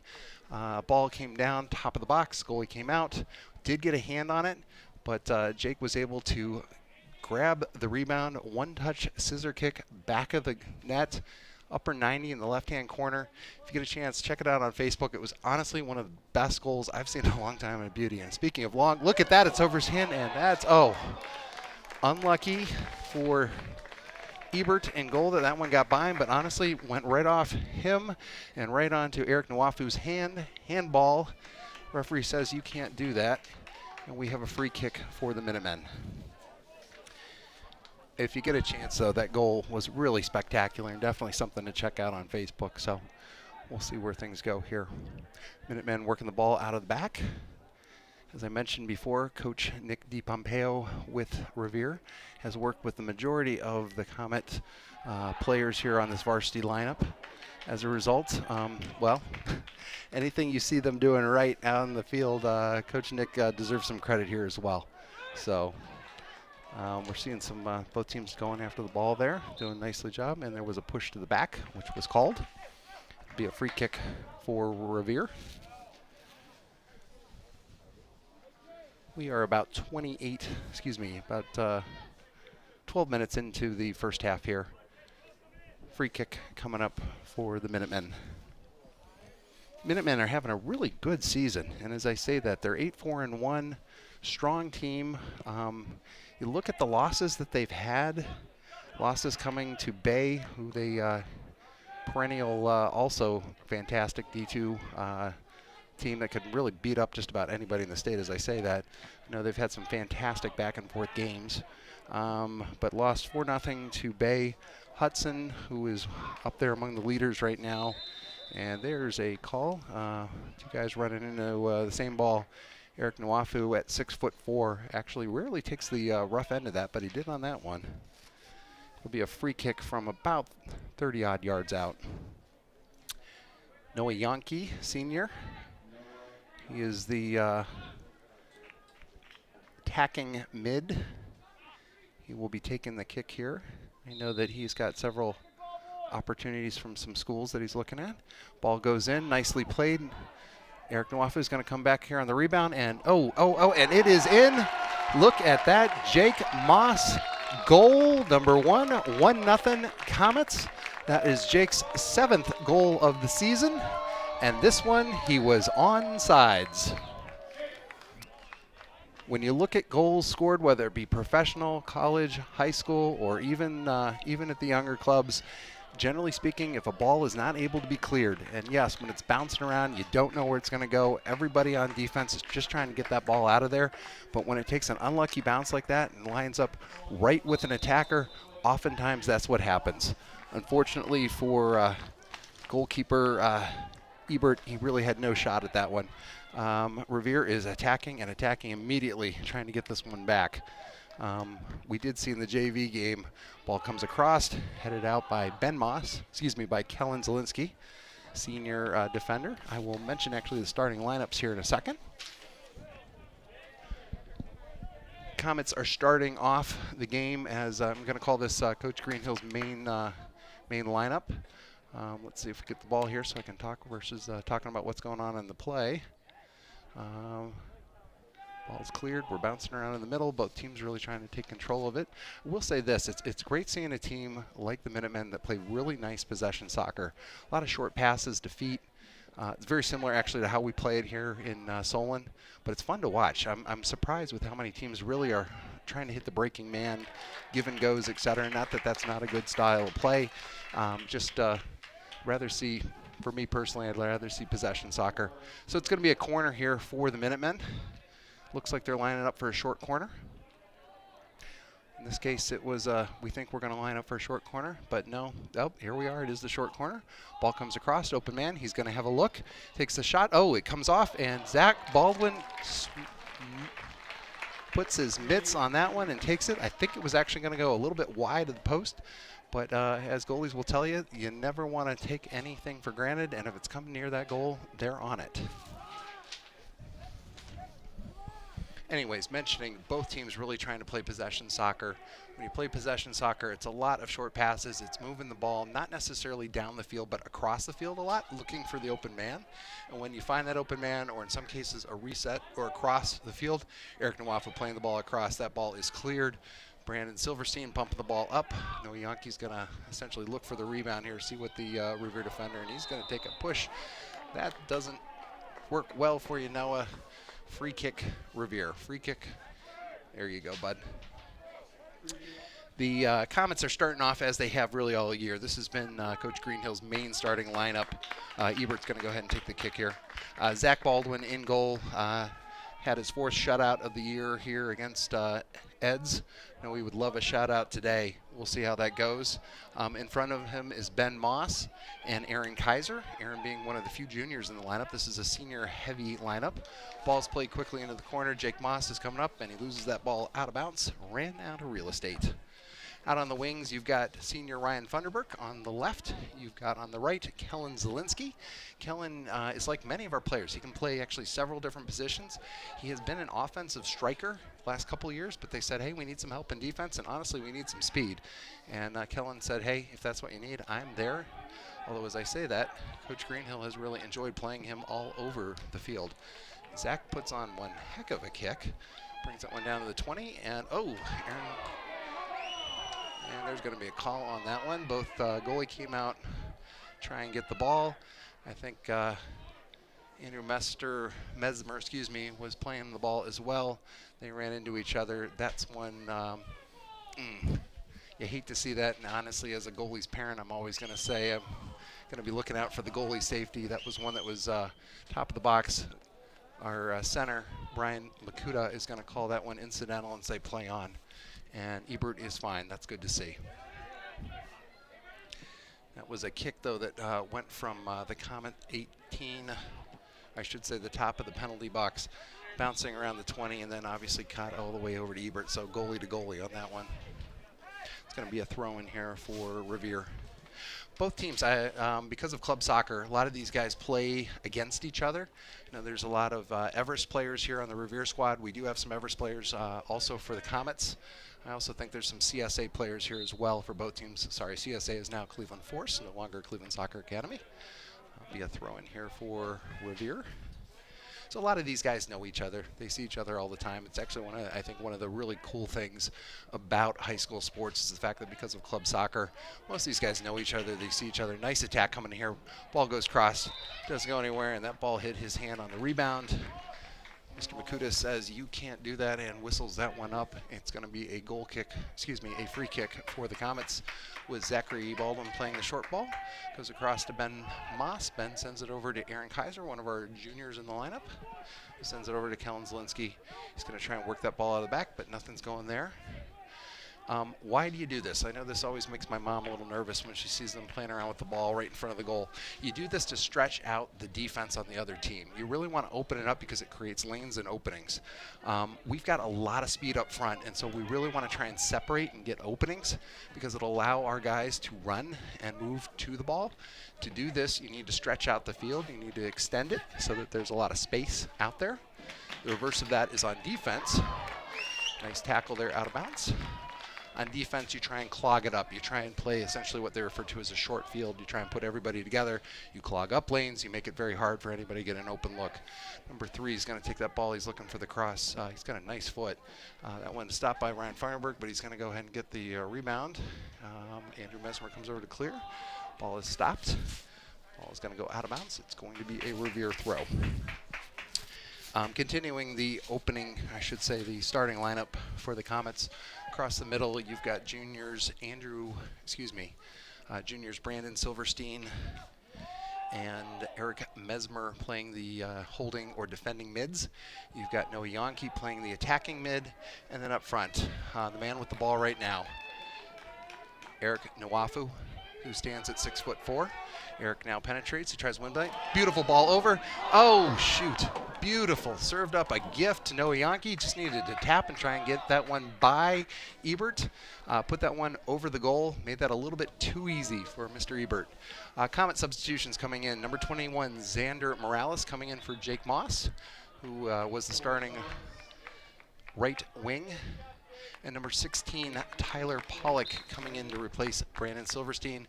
To round out, the only player I didn't mention was co-captain Andrew Mesmer, who is playing the left forward.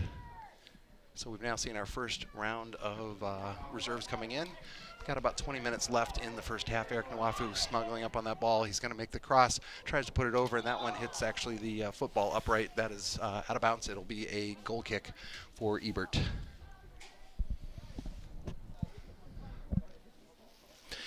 As we've been playing here, let me do my best to try and mention the starting lineup for the Minutemen.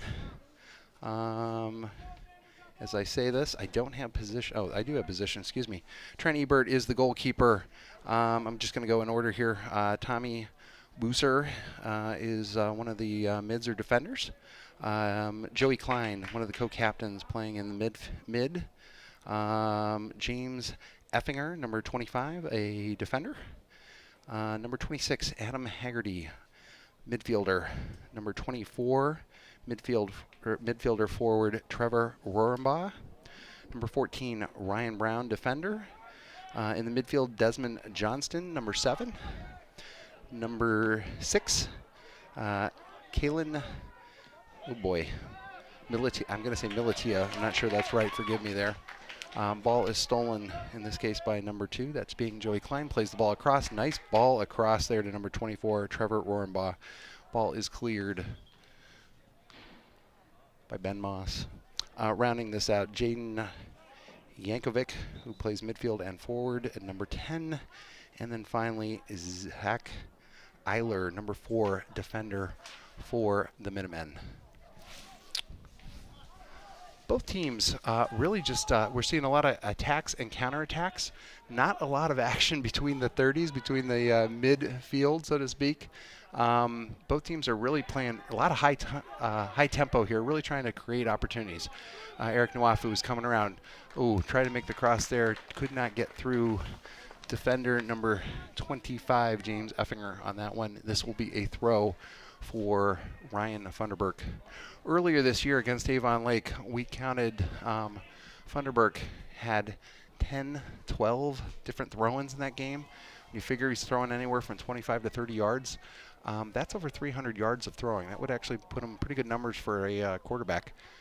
He's going to make the throw. Good throw. That one's actually on goal. Nwafu goes up for it, but that one's going to bounce over the goal, over the crossbar. This will be a goal kick for, got everybody's name going through my head here, for Mr. Ebert. He will take care of this. Both teams, as I mentioned, really we're seeing a lot of attack and counterattack. When you play an up-style game, which both teams are doing actually pretty successfully right now, considering the number of attacks we've seen on both sides of the field, you're really looking to create an imbalance. You're trying to find an opportunity where you've got, let's say, 4 of your attackers going against either 3 defenders or less, or you see everybody's on the left side of the field, so you try and sneak somebody over on the right side of the field. one of the advantages that we've had this year in defense is because we've got Ryan Funderburk, we've got Kellen Zielinski in the back playing those wing defenders. They've got fantastic speed. And because both of them have played offense, they are not afraid to take shots. You know, Kellen has already got 2 goals on the season. Don't believe Ryan's got a goal, but he does have several assists coming off of those long throw-ins. But they're trying to work that ball around. When we play Revere, and we've seen them obviously, as I said, the last 3 years here, 2-3 years I should say, in preseason. It's been a scrimmage prior to us going into our season for both schools. It's always been a good game. I think Comets actually have won the last 2 years, but as I say that, both games have been fun to watch, mainly because Revere has good skills. You play some teams, unfortunately, that maybe don't have a lot of the skill sets that Revere and Solon have. It's just fun soccer to watch. You know, years ago, I played for Kent Roosevelt. I graduated in the class of 1990. Yes, I'm coming up on my 50th, but that's another story. That ball is going to go off Eric's foot. That's not what he was planning to do with it. It'll be a goal kick for Mr. Ebert. But when we played, it was a lot of what I would refer to today as boom ball. It was essentially put really fast guys up front, kick the ball as hard as you can, let your forwards run onto it, hopefully creating either a track meet race to the goal or trying to get somebody in a one-on-one situation and score, or it was set pieces. It was either coming off of free kicks or corner kicks. That's how you got most of your goals. What you didn't see is what we're seeing now with so much of the soccer here at the high school level. Eric put his arm up there, brought down the Revere defender. That will be a free kick for the Minutemen. But what you don't see is what you didn't see then that you're seeing now is really good skill soccer. So a lot of times teams are really setting up the play in the midfield by doing short passes back and forth, not necessarily trying to lull the defense to sleep, but they're really just trying to get a chance to get a step in or see if somebody's going to be a little bit late coming over. And then when they have the opportunity, then they're pushing that ball over. It's fun to watch. It's prettier soccer. It's I'm going to tell you, more technically difficult to execute. But because these boys have been learning this style of soccer really since they were 8, 9, 10 years old and have been executing it well, it's been fun to watch. Our center calls a foul on that one. It's going to be a kick from around midfield by Ben Moss. Ben is the twin brother to Jake Moss. You got one brother up front on forward, and you got another brother right in front of the goal. So I guess you got Mosses at both ends of the field. Ben's going to go ahead and put that ball up. It's going to fall at the top of the box. That one bounces right by Noyanki off of Eric's head, but that one's going to get cleared. Nicely done by the Minutemen. Minutemen, this is exactly what I was talking about, playing the ball over. What they did so successfully there is they played the ball into the right side of the field, the near side here, and then open man comes up. Defender was late coming over to take care of him, and they go ahead and hit him. Unfortunately, his ball came across and it didn't get through, but it's really that's why you play that style. We have a Minuteman down, that being number 18, Ryan Cunningham. It looked like he took an elbow. I didn't see where it hit him, but it did look like he took an elbow. I couldn't tell if that was where. He looks like he's okay, a little bit phased, so he's going to take a second. I know that the Solon trainer's coming out to check on him right now. And the crowd gives a applause to say, hope you're feeling okay. We are just shy of 14 minutes left in the game. Comets are doing a couple substitutions. Number 1, Brandon Silverstein's going to come back in, replacing, in this case, I can't see who he's replacing. Oh, we're switching people around. Ryan Funderburk is coming out, along with Andrew Mesmer up front. Coming in is Nick Satari, a senior, on the taking over the left wing position. And with Brandon Silverstein coming in, he's playing with Tyler Pollock as the 2 holding mids. In this case, Eric Mesmer is coming off of the midfield and is going to go ahead and be on the left defensive side. So good speed all the way around. We have a restart. Mr. Nwafu plays it back. Kellen Zielinski, who puts the ball across but can't really get it to his players. Ball's intercepted, and we're just bouncing around here trying to get control, and Revere will come back with it. Other nice thing, excuse me, shouldn't call it nice. Other fun thing to watch with all of this is really when you see all these players coming out of the back, it's wonderful to see, and I know the coaches say this all the time, play the way you face. If you're facing backwards, play it backwards. Don't worry about having to turn it around, restart it, etc. Play the ball to the person behind you. They've got better vision. They're going to move that ball around. Keeps the ball moving, which is what you really want. Xander Morales plays the ball across. Brandon Silverstein was looking for that one, but it was cleared. Tyler Pollock comes up. Seeing both teams are getting a lot of balls up in the air with these headers and just little pops. Want to keep that ball on the ground because you can do so much more with it. That ball goes out, and that's going to be a Comet throw-in. Ryan Funderburg is out, so he will not be taking the throw. In this case, it's going to be Eric Mesmer. Comets played 7 games in 2 weeks. We're coming off of that. This is actually our 7th game. There's a foul there, both Eric and the number 10 for the Minutemen. Mr. Jaden Yankovic, both going out for the ball. It looked as though Mr. Yankovic undercut Eric on that one. That's what the referee said, center. So Ben Moss will take the free kick, this one being from about 45 yards out. He's going to look to put this around the top of the box. Puts the ball over, nicely done. And oh, it takes a, wow, we lucked out on, I should say the Minutemen lucked out on that one. Defender came up, hit it with his head, didn't clear it, came back at the goal. Goalie was out on that ball, so if that had been on goal, it would have been an own goal. Comets are, looks like they're setting up for a quick restart. Noah Yankee plays it off to Brandon Silverstein. Brandon's going to go ahead and play it across. Lots of Comets in the box, and that is a goal, except we have a flag up. The AR on the far side says offsides. It will be a free kick for the Minutemen. No goal. Score remains Solon 1, Revere nothing. It's the second goal that the Comets have just been unlucky. They've had the guys right place, right time, except they were in offside positions. I won't get into explaining offsides, at least not right now. I know it's one of those that my mother-in-law, Zach's Nana, often says, what is it that they're calling and why is that? I know it's a little bit difficult to explain. We'll get into that here in a second. Beautiful ball. I will say it's great to see these set pieces working well. I know that generally speaking, whether you're professional, college, or high school, a lot of goals are scored off of set pieces because it really is a free kick. You see how the defense is setting up. It's a matter of just trying to figure out what you're trying to do, and if you've got a marksman, I'm going to say a marksman that's taking the shot, is able to put that ball either around the wall or pick out a corner, etc.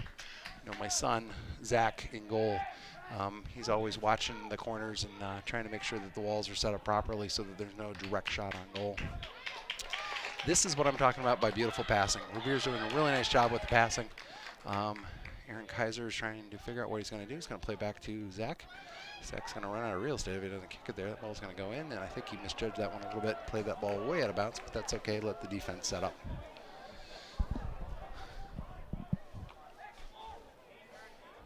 Get things set up. We got a couple substitutions going on here for the Minutemen. What I was mentioning though, with really nice one-touch passing there by the Minutemen, moving the ball around. They had an opening, played the ball up, running onto the ball at that point. But that's the beauty of it all. That's why you play it that way. That ball went out. That will be a throw-in for the Minutemen. I don't know if there's anybody in the Minutemen that's got a long throw like Funderburg. We'll obviously find that out together, although you Revere fans would be able to tell me otherwise. Ball's bouncing around here. Comets look to clear it out and do so. The Revere attack is setting up again here in the midfield. Key here with anything is options. You want to have multiple players moving in multiple positions, both in front, behind, and around you, so that you, with the ball, have ultimately all sorts of different places to play it. That's what the Comets are doing right now. Trying to work that ball around. Errant pass there. Number 2 steps up for that ball. Grabs it, that being Joey Klein, one of the captains, plays the ball across to number 18. And they're looking for the shot here. Comets are trying to smother, at least not give any open looks. That ball comes across. And that'll be an easy pickup for Zach Baldwin. Zach's going to go ahead and I think he's going to play this one long. Unless he's going to put it off to Ben Moss, which he does. Again, same thing that I was mentioning before about playing the ball deep in your own end. It's all about making the field as long as possible and stretching out your defense so that there's lots of lanes, which is exactly what Coach Greenhill is looking for. Eric Nwafu with the ball. He's going to come up here, but he's going to be swept across, and that is going to be a corner. Good defense there. We've got a little bit shy of 9 minutes left in the first half. Been entertaining so far. It's a 1-0 Solon lead.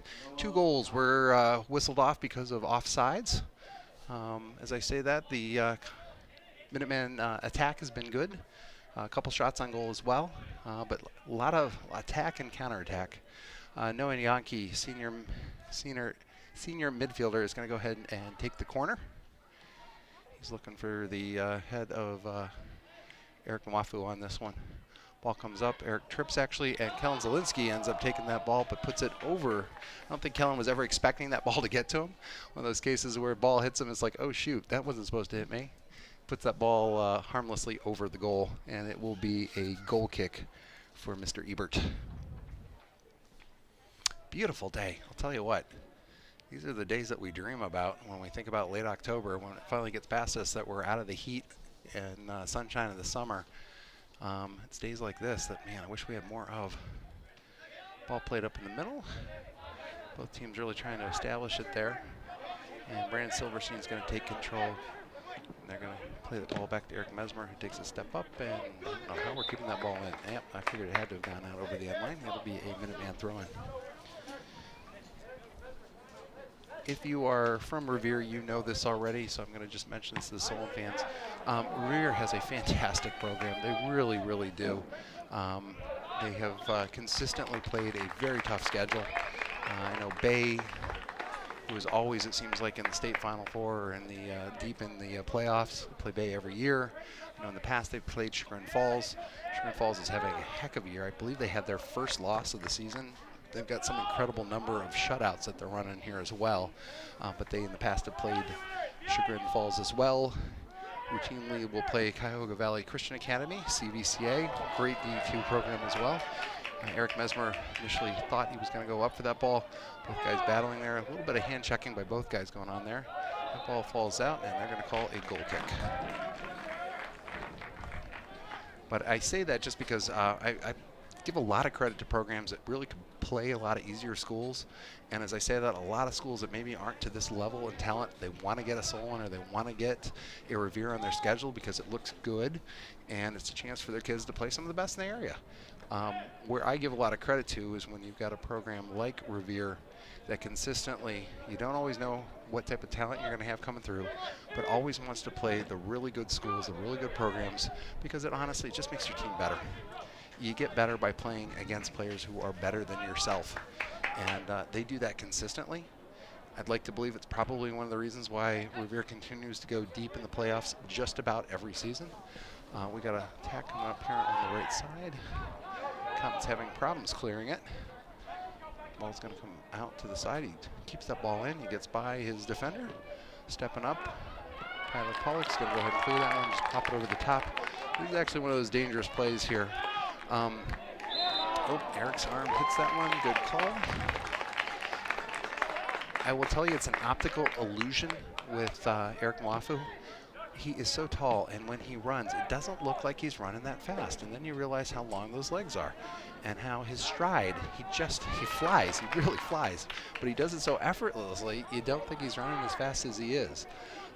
Play like what we just saw there, if there was one man back to beat, Eric has scored multiple goals there on essentially runs, one-on-one runs to the goal, where it's honestly just beating his defender and getting in on the keeper. Just less than 5 minutes in the first half. Ball's played over to Eric in the corner. Eric's going to go ahead and see what he can do here. He's probably going to look for some help. In this case, crosses back to Kellen Zielinski, who makes the cross. Brandon Silverstein gets his head on the ball. Isn't able to get as much on it as he would have liked. He grabs that one and says, I got it, it's mine. Let's go ahead and restart this offense. Nice punt by Mr. Ebert. That one goes about just over the 50, over about 10 yards beyond. Both teams looking to restart. I know that the Comet midfield is looking to control it here. Ball coming across here to Brandon Silverstein. And he loses that one. Nicely defended. These are the games that are kind of fun to watch. When you're watching two good midfields go at it, trying different things, trying to move the ball around. It's going to be a Revere throw. I'm going to use the analogy of two prize fighters, where they're throwing a lot of jabs, they're throwing a lot of punches. Not that they're trying to land the knockout, but they're really just trying to see, can I get by him? What can I do here? If I throw this fake, is he going to fall for it, or is he going to stay home and wait to see what happens next? It's this back and forth where you're really trying to figure out, A, how you're playing this, where you're going. Revere throw went in a little bit before our center was ready for it. Going to go ahead and rethrow that one. But both midfields in this point, it looks like they're both trying to establish their game, which is good. I don't see a whole lot of struggling there. They're both really doing a nice job of that. But they're both really testing the defensive midfield, so to speak, trying to see where there's an opportunity, where there's a break. Eric does a nice little play there. Ball goes out. It's going to be a throw. And because Ryan Funderburg is not in, Brandon Silverstein, also a baseball player, our holding mid, is going to come over and take the throw. Apparently Revere has been watching and knows that we have two guys that can make some really long throws. They're keeping a guy up, as they should. Brandon's going to go ahead and play that one back to Eric Mesmer, who's going to put it back up to Brandon. Both looking for an opportunity for the cross. And there comes a cross, and that ball, the ball jumps around. Oh! Bumping around a little bit faster than I can talk. Excuse me for that. Xander Morales had a shot at it. He swung and missed, as they say. Still working the ball over there. In this case, that's Kellen Zielinski trying to get the ball back.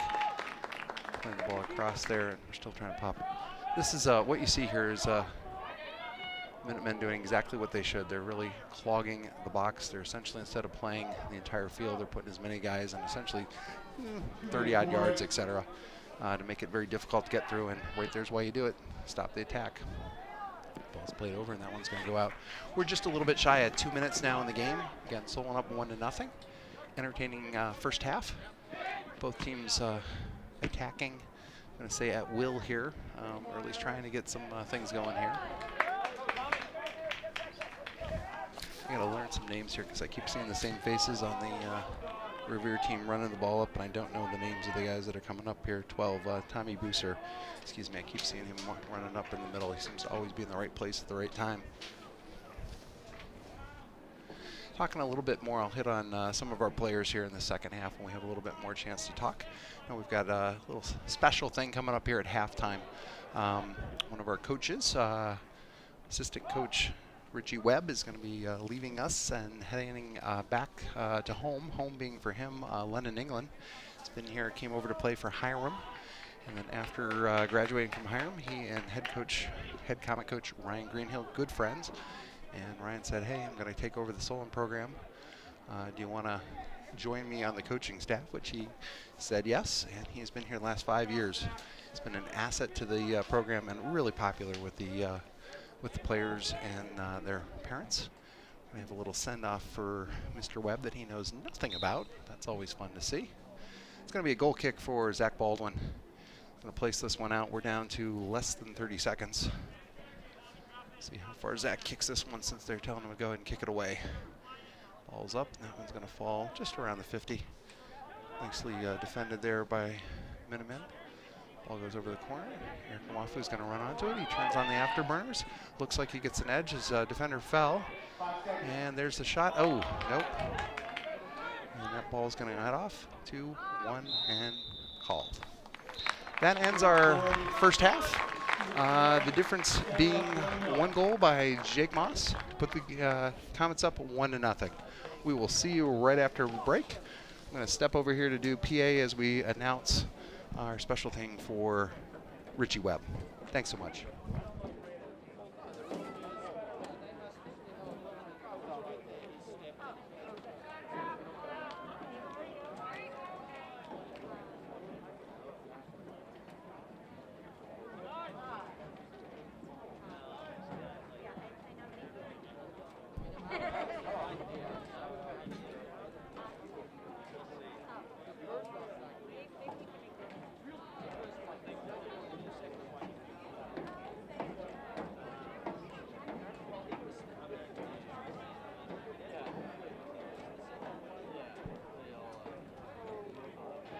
afternoon, at halftime today, we have a special program as we're saying goodbye to one of our own and one of our favorites, Coach Richie Webb. Today is Coach Webb's final day at the helm of the JV Comets. Richie joined Coach Greenhill 5 years ago as he took over the program. He's been instrumental. Can you hear?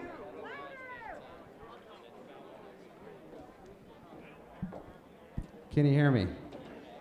Better? Great. Sorry about that. We'll try this again. Coach Webb, are you surprised? You should be. We've been doing some planning for you. Today is Coach Richie Webb's final day at the helm of the JV Comets. Richie joined Coach Ryan Greenhill 5 years ago as he took over the program. Richie's been instrumental in teaching the boys the high school game and getting them ready for varsity soccer. We're going to miss you, Richie. We've got a couple things here planned for you, but first, a message from Coach Greenhill. Richie, I want to take a moment to thank you for everything these past 5 seasons.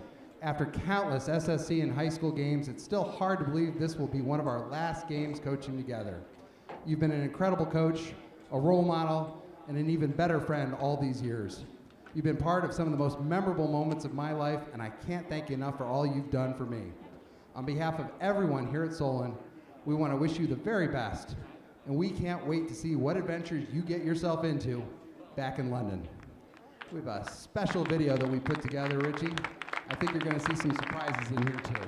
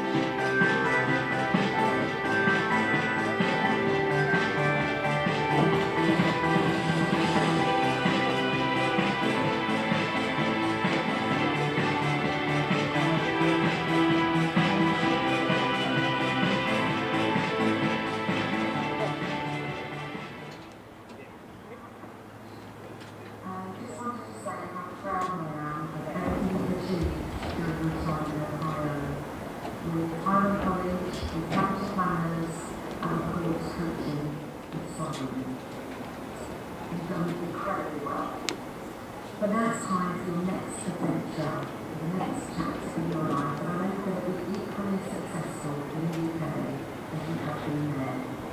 We're so excited and so thrilled and can't wait to see you. Love you lots.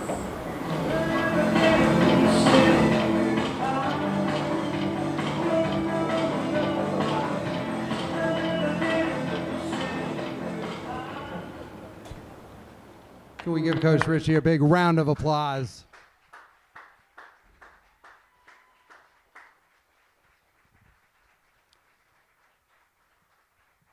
Coach Richie, we've really enjoyed you being part of our family here in Ohio. We hate to see you headed back to England, but we do have a special gift for you that Coach Greenhill is going to give to you right now. It is a signed Solon jersey with every player from this year's team so that you can take us back with you. And remember your days working for the Solon Comets.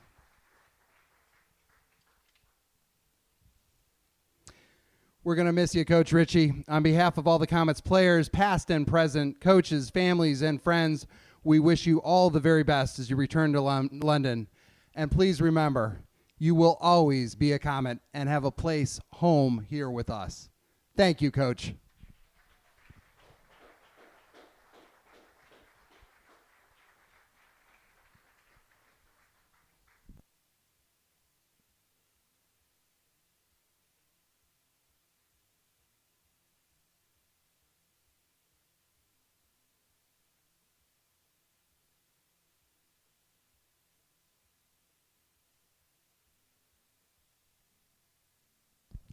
Also, before we get into the second half, got to give credit where credit is due.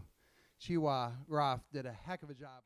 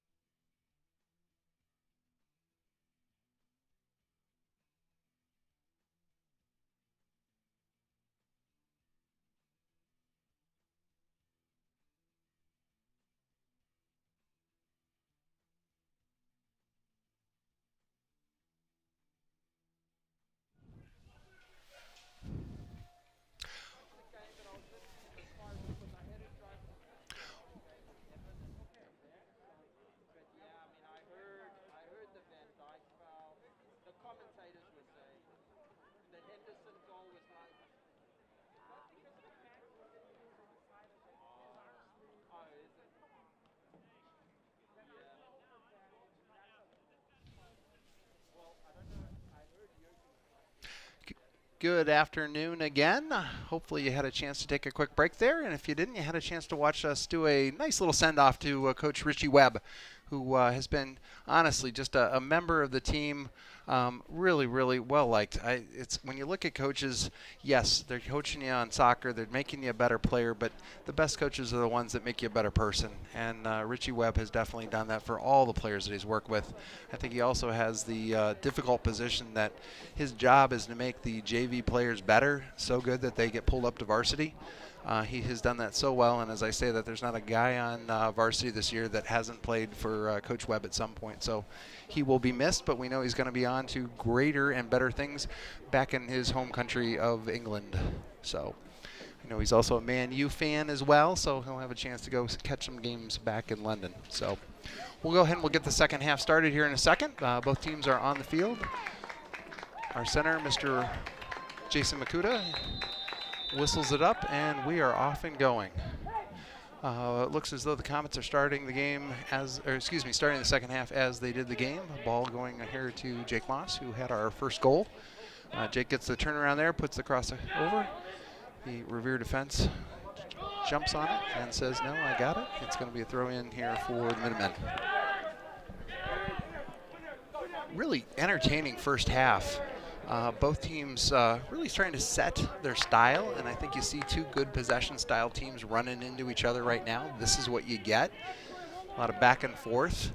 It's fun to watch. It's good soccer. It's not ugly, so to speak, in terms of what you're watching and where it's going. And we had Eric, and I didn't see who he ran into. Eric's not going to surprise anybody. He's certainly not going to hide behind anyone. I think that was number 18 that fell with him, Ryan Cunningham.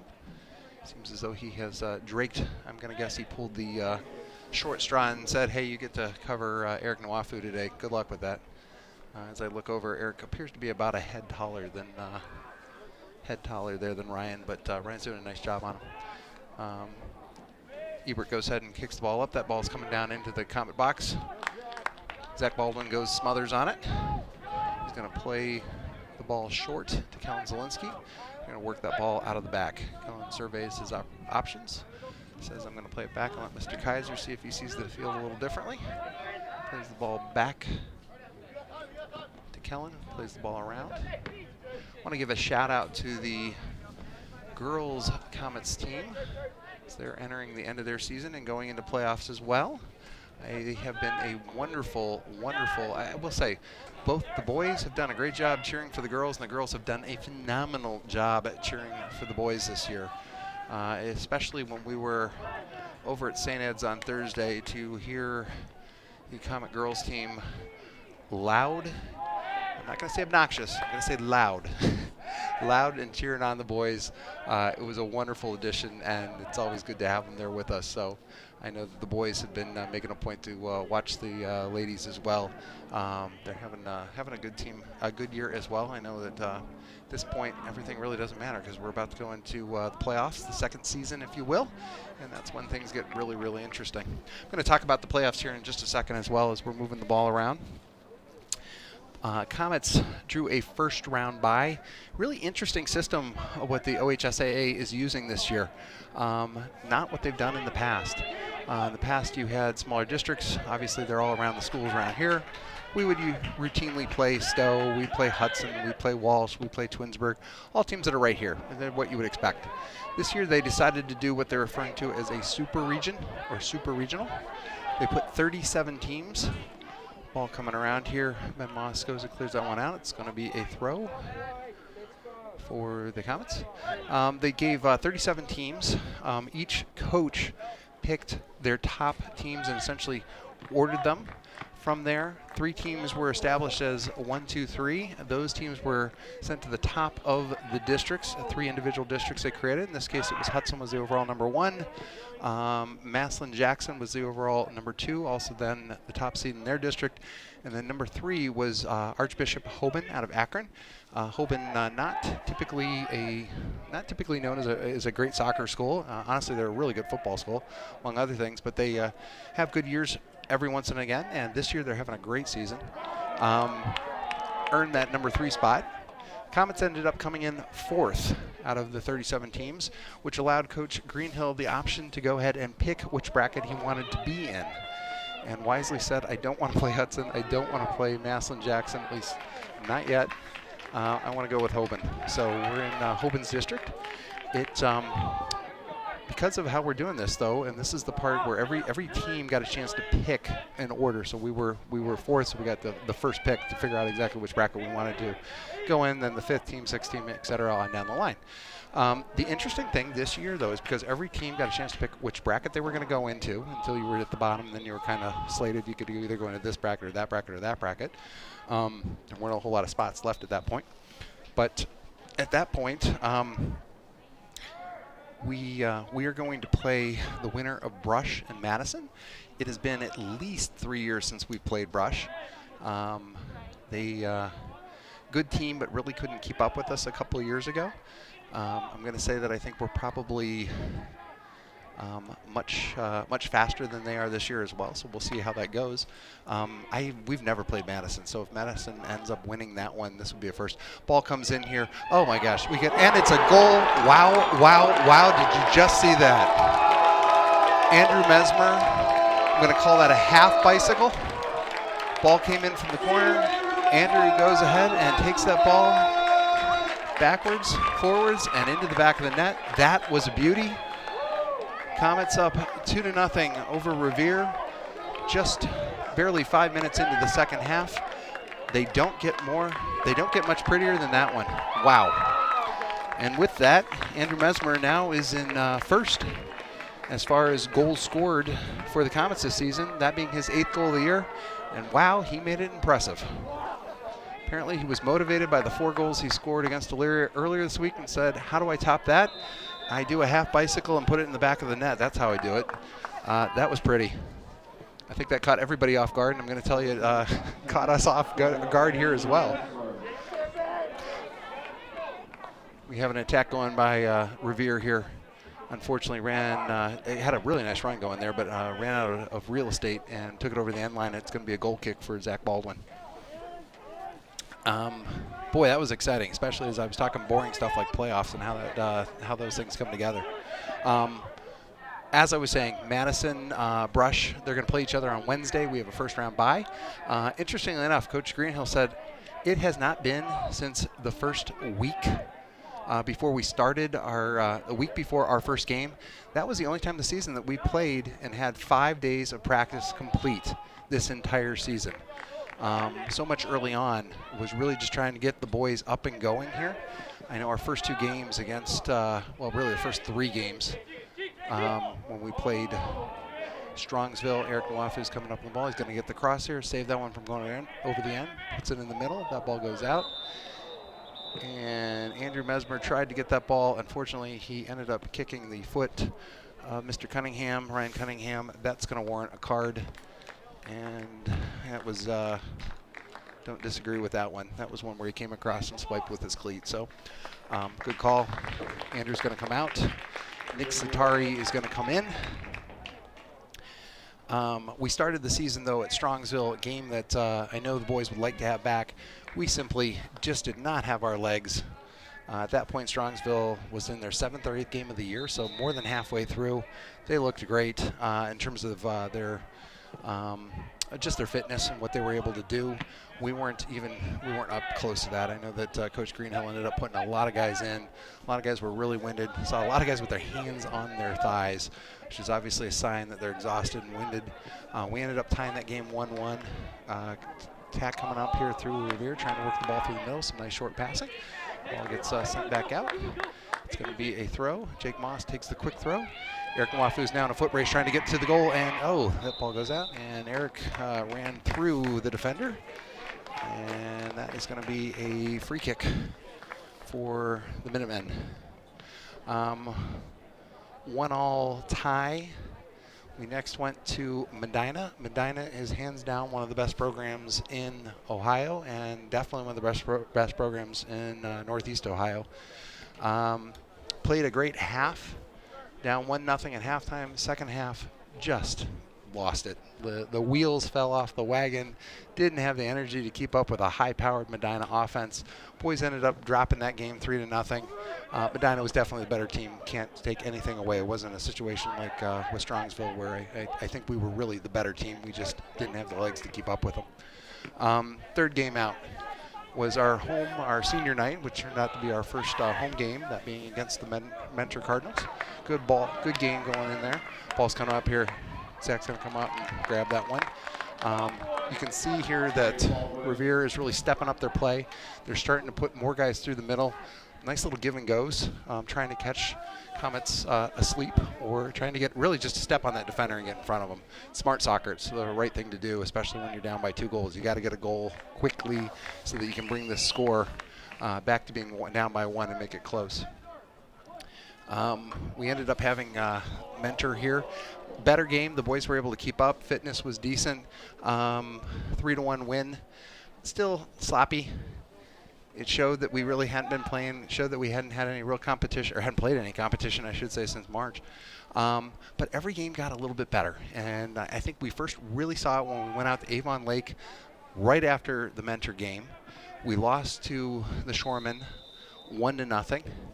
It was a difficult loss in the sense that the Shoremen definitely won it. They scored actually on a defensive miscue in the first 5 minutes. We had multiple opportunities, both teams going back and forth, but it was the first game that could really say, wow, this team really has all the roots it needs for a good season. They've got all the talent they need. They're all there. It was great to see. It's just a matter of bringing it all together and making sure they have the fitness to do it. Ball comes in the middle. Comets clear that one out. They're going to go ahead. Veer's going to reset here, play the ball back, and continue to try and push it through the Comet defense there on the right side. But that was the first game where we lost. Got to give Avon Lake, credit, because that was their game. They're having a fantastic season, as I say that. That was the first time we played the Shoremen in years, so it's been some time. Great to get them back on the schedule. Free kick Comets. They're going to play the ball across, try and switch field, try and open things up. Everybody's now shifting. Moving over, Kellen Zielinski sees a streaking Eric Nwafu, who steps up, trying to pull the ball off. Can actually run over there. That doesn't happen very often, where a defender muscles Eric off the ball. That being James Effinger. Going to be a free kick with senior Ben Moss, one of our center backs. Going to go ahead and take this. This is about, almost 50 yards out, so about 45, 48 yards out. He's going to look to try and put that right at the top of the box. They've got a group there. The thought being with this is you try and hit somebody in stride. Here comes the ball across. That's going to fall down. It looks like it's headed to Nwafu. Goes up for it. A little too high even for Eric. That ball's going to go off the end line. It will be a goal kick, Minutemen. But it was after the Avon Lake game that things really started to fall in place. And when I say that, again, every game we got a little bit better. You started to see the one touches. You started to see the play in the middle. It went from being something that I'm going to say was a little bit too quick, a little bit scattered, a little bit frantic, to something that was organized. And you started to see some passes consistently. You started to see the chemistry from the players working the ball around in the midfield and how they were starting to shoot it to the forwards. The defensive miscues that we had early on, we just didn't have them the way we did before. Ben Moss not able to clear that ball. Revere continues with the attack. Ben is running out of options. He's wanted to put that across the end line, but is not going to have enough space to do that. Tried to center the ball. Both teams really just trying to get some space there because they're all together. It's going to be a Comet throw. But after the Avon Lake game, Olmsted Falls came to town. 4-1 win. Our rivals from Twinsburg made the 5-minute trip over. 4-0 win. Brecksville, a team that has seemed to always just have it for us, always plays us well regardless of how they're doing, comes in 2-0 win, Comets. Brunswick, team that at that point was in second place in the Greater Cleveland Conference behind Medina. Nice cross coming in here. Header by Aaron Kaiser to move it out. Header by Jake Moss. Nice ball by Noah Yankee to put it up. Eric Nwafu is going to go ahead and run on that ball to himself. He's going to go ahead and take the right sideline. He's starting to look over to see if he might be going for the cross. Plays the ball up. He's trying to hit Noah Yankee. Just 2 steps beyond Noah. Noah had a sprint there from the half line. That ball's going to go off the side. Nicely done. Even better defended. Brunswick, the Blue Demons, come into town. This is a team that was in second place in the Greater Cleveland Conference, a team that we have had some battles with over the years. Some great games. That game was over before it started. Comets were up 4-0, 20 minutes into the game. Final score ended up being 4-2. Coach Greenhill ended up putting in a lot of his reserves. Everybody got some time. Gotta love that. But that was where I think everybody saw, after that string of wins with a number of shutouts, and then taking a team like Brunswick that at that point was state ranked and really playing well. I mean, really coming out there and handing it to them. Played Euclid. Euclid, feel bad for Euclid. Good kids. They're trying hard. Unfortunately, they just don't have the skill set to keep up. That was a game where we were able to get everybody in, including a lot of our JV players. That was an 8-0 win. And then we traveled very next night. I should mention that Brunswick, Euclid, Copley. That was 3 games in 3 days. Ball's going to drop. There's going to be a shot on goal here. Number 4 is looking to try and get an opening. Plays it off there. Kellen Zielinski plays the ball out, and we clear it. It's going to come back in, though. Ball coming across, and that ball's going to go over the top. Field goal, yes. Shot on goal, no. Going to be a goal kick for Baldwin. It was that game against Copley. We have a substitution. Brandon Silverstein's going to go ahead and take out Noah Yonke. I think Noah might have been a little winded with that long run. Zach's going to go ahead and play the short ball off to Aaron Kaiser. He's going to play the ball out to Kellen Zielinski. They're going to go ahead and try and work the ball out of the back. The game against Copley, that was the game where everything came together. Copley having a fantastic year, perennial, just great program out of Akron. We have not played them, I honestly, ever, from what I was able to figure out when I was looking through the information online. But seeing Copley getting a chance to play against them, great year. Team that scores a lot of goals, doesn't give up a lot of goals. That was one that was 1-0. Jake Moss got the goal early, and both teams battled it out in the midfield, attack and counterattack throughout. Xander Morales ends up with about 5 minutes of the game, putting the Comets up 2-0. That was the icing on it that we needed. Ryan Funderburk plays the ball down, and that one's going to go out of bounds. That was the game where it all came together, and I think the team, as well as the parents and fans, got a chance to say, wow, this team really is good. They've got a lot going for them. We came back to Solon, beat Westlake 3-1. Game that wasn't even as close, really, as that score would say. Went out to Elyria, won that one 5-0. That was the game where Andrew Mesmer had 4 goals. And then just recently here on Thursday, a 1-0 win over St. Ed's. St. Ed's having a good year. A lot of good speed and skill up front. They unfortunately, of course, always have to play Ignatius. So they lost to Ignatius 1-0 this year, so they were definitely competitive. It's going to be a free kick for Revere. They're going to go ahead and set this up. Asking for 10. Eric is given space. Ball's going to come in here. Puts the ball over. Nicely done. He obviously was trying to target. Moving the ball over. I like what Revere's doing here. They've got essentially 5 guys right in the middle. They're trying to play off each other, and if the ball isn't in front of them, they want to play it back and set up the opportunity. Comets are going to look to try and send it outside to try and spread things out a little bit. Ball comes back. Aaron's got to get rid of that one quickly. Does a nice job bringing it over to Kellen Zielinski. Kellen's going to reset. Finds Eric Mesmer in the middle. This Eric is brother of Andrew. They are a year apart, senior and junior. What I just rattled off was 9 wins. 9 wins in a row. That ball was offsides, but they're not going to call it since Zach Baldwin grabs it and takes it from there. However, if you are Revere, that's what you want to see. You want to see your forwards up there challenging and looking for that opportunity just to get that one step so that you can get the attack on goal, because that's how you get back into this ball game. We are just 23 minutes left in the second half. Comets are up 2-0 at this point. Revere is challenging and driving. Really hasn't had a good look at goal so far, but you can't count them out. They've obviously won a lot of close games. They know what they're doing here and have not backed down at all. I'll tell you what, this is not a team that gives up, and it's good to see actually for both squads.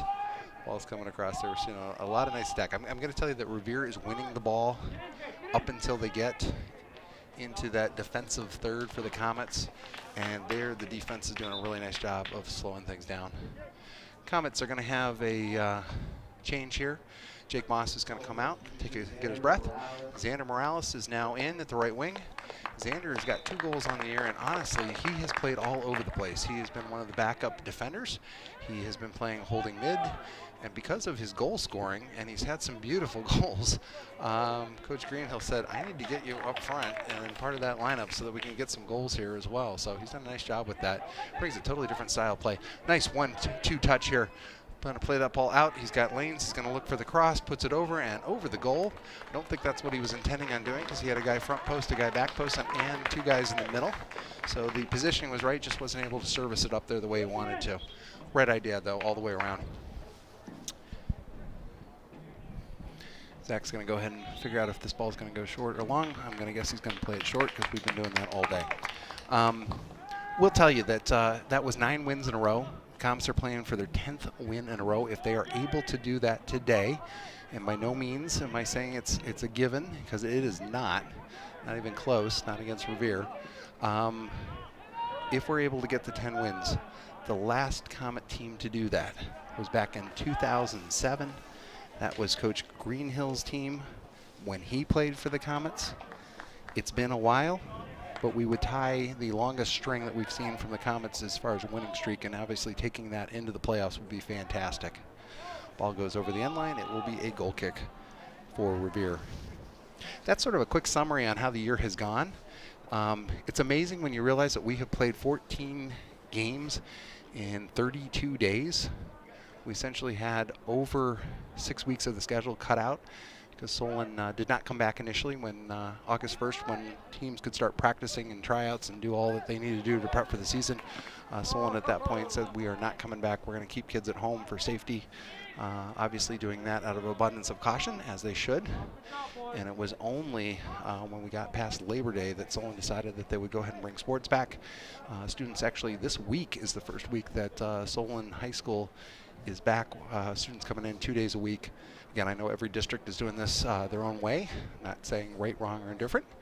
But just glad to see that the kids are given an option. I will tell you that because of the playoffs, so many of the boys want to make sure that just because this virus is just so unpredictable, Eric Nwafu is going to go ahead and take the cross. Ball works its way around, a little bit behind everybody, so that one is cleared easily. But because of this virus, players are opting to either come back to school or continue to school virtually. The majority of this varsity actually, I think, is going to stay home just because they want to limit the amount of contact. And as I say that, been really impressed that the boys have done such a wonderful job of really creating, I'm not going to say a bubble because it's definitely not a bubble. They're definitely getting out. But really being good about the set of friends that they're with. They're limiting that, doing a nice job with all those things. Really hoping that nobody comes down with anything ever. But with the playoffs here, unfortunately, you know there's going to be some teams that are, somebody's going to get sick. And unfortunately, with just the nature of soccer and so forth, teams are going to get quarantined. And with playoffs, those are going to be forfeits. So we have a foul. And I think this one's going to result in a card for Eric Nwafu. He and Jason Makuta are talking. He's telling him, here's what you can do, here's what you can't do. You got those long arms, but you got to be careful with how you bring them up. Apparently he opted not for the card, but for the lecture instead. I think Eric will take that every time. Give a lot of credit to Eric. Obviously at 6'4", he's not going to hide behind anybody. He is a big target, and he's a big target for the Comets. He has been fantastic both on the ball and off the ball. When I say off the ball, when he's up there, he's got such great speed and he's got such great size. He's getting double and triple teamed when he gets into the defensive third. What that does is, he's got to work through that, and as you can see, sometimes he's got to get physical to do it. I'm not saying that that wasn't a bad call. It was actually a good call because his arms were up. So it's learning that style of how you work through these things. It's a real challenge for him, but really where he's helped us out, not only by scoring 7 goals and leading the team in assists at this point, what he's really done is given openings to the rest of the Comet offense. When he's got 2 or 3 guys on him, that means that there are 2 or 3 other players that are wide open, and we have benefited from that immensely. He's a player that plays big, but more importantly, he's good at taking guys right out of the action, which is what you want to see. Aaron's going to go ahead and play that ball across to Ben Moss. So it's fun. It's fun to watch in terms of how he's learning how to do that, and because he plays the way he does, it allows the players around him to play better, to be better.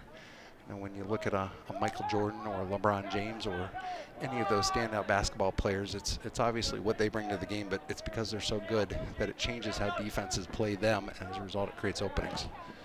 Kellen plays that ball up. That's not going to get to Eric. Xander's going to go ahead and push the ball over. Xander's one of those players that he's always in the right place at the right time. He will not back down from anywhere. His family is from Puerto Rico originally. He actually joined us midway through his sophomore year. Came to us by way of Madison, Wisconsin. I'm sure that was somewhat of a culture shock coming from the Caribbean to Wisconsin. It's a little bit colder there, I'm told. Mike came in here, just a hard-nosed player that honestly, just skill-wise, is just really good.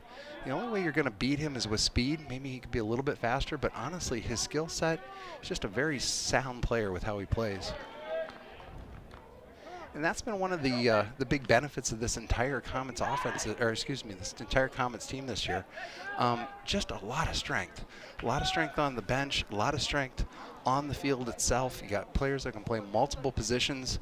I know in the past, and not to take anything away from the teams that we've had and how well they've played over the years, but last year, for example, Ethan Berkovitz, fantastic player. He's down in Otterbein now. Comet substitution, Noah Yankee's going to come back in. I'm going to guess. Oh, Noah's going to come in. He's going to play up top. Eric Nwafu's going to come out, take a break. I think that's Eric's first sub of the day. I'm sure he would appreciate that. We're down to just a little bit more than 16 minutes left in the game. Comets holding a 2-0 lead. It's high school soccer. No lead is safe. Although I will tell you, if the Comets can get another goal at this point, that's probably going to ice it at this point, and that would seal it for the day.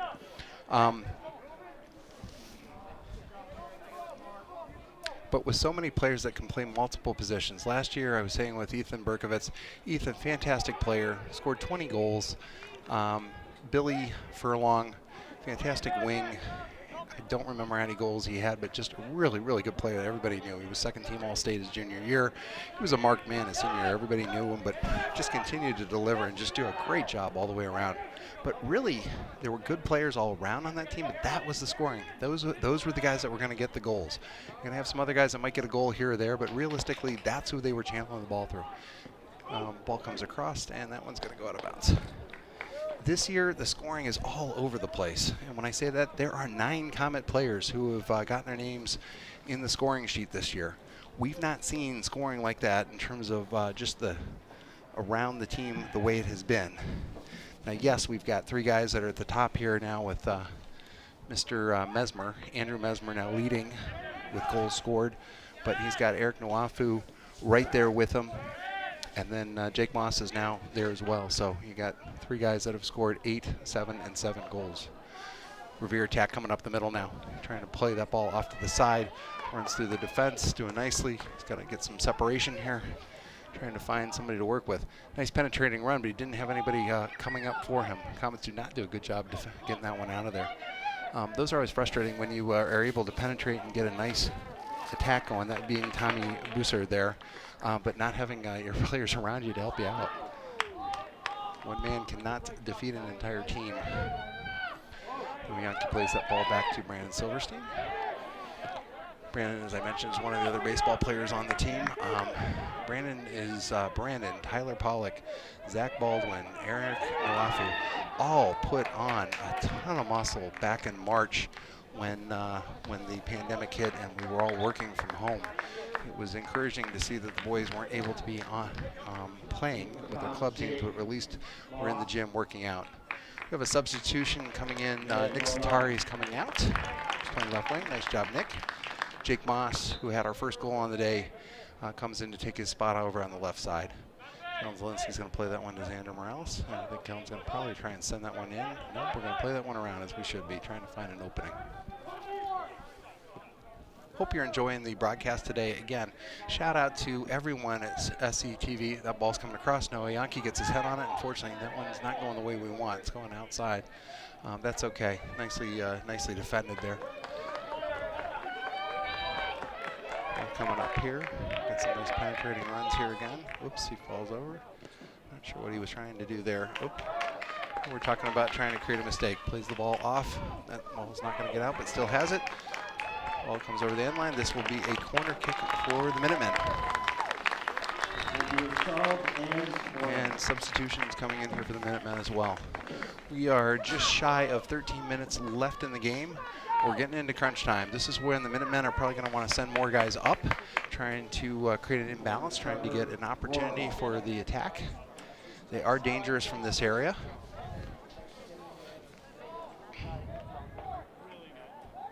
See where they take the ball here. Looks as though they might do. Our center whistles it up. Ball comes across.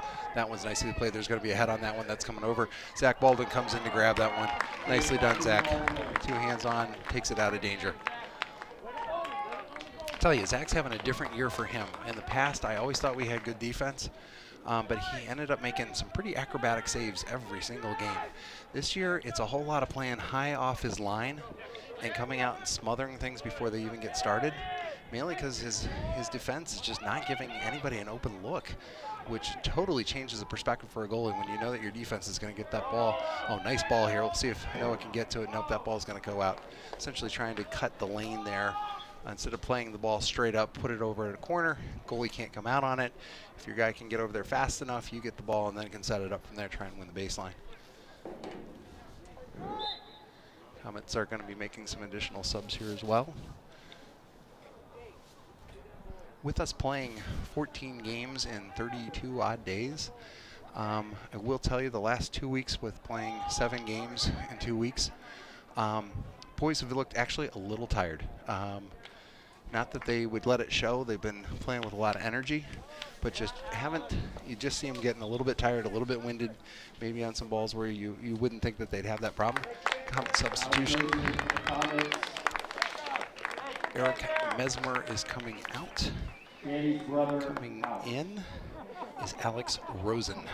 He will come in as one of the holding mids. Like the way Alex plays. Alex is a very, very hard-nosed player.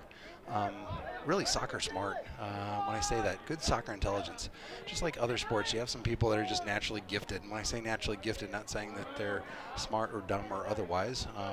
Just naturally gifted, they just have a lot of God-given ability when it comes to playing. But then you got the guys that have really good IQ with the sports they're playing. And I'm going to talk soccer IQ here. They just know where to stand.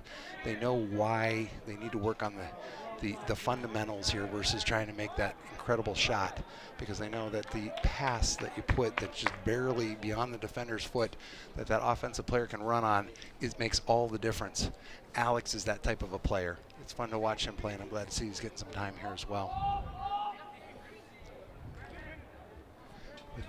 With us coming down to just 10 minutes left in the game, I know the Comets really would like to have a shutout today. This is one of those games where they looked at the Revere team and said, these guys are good.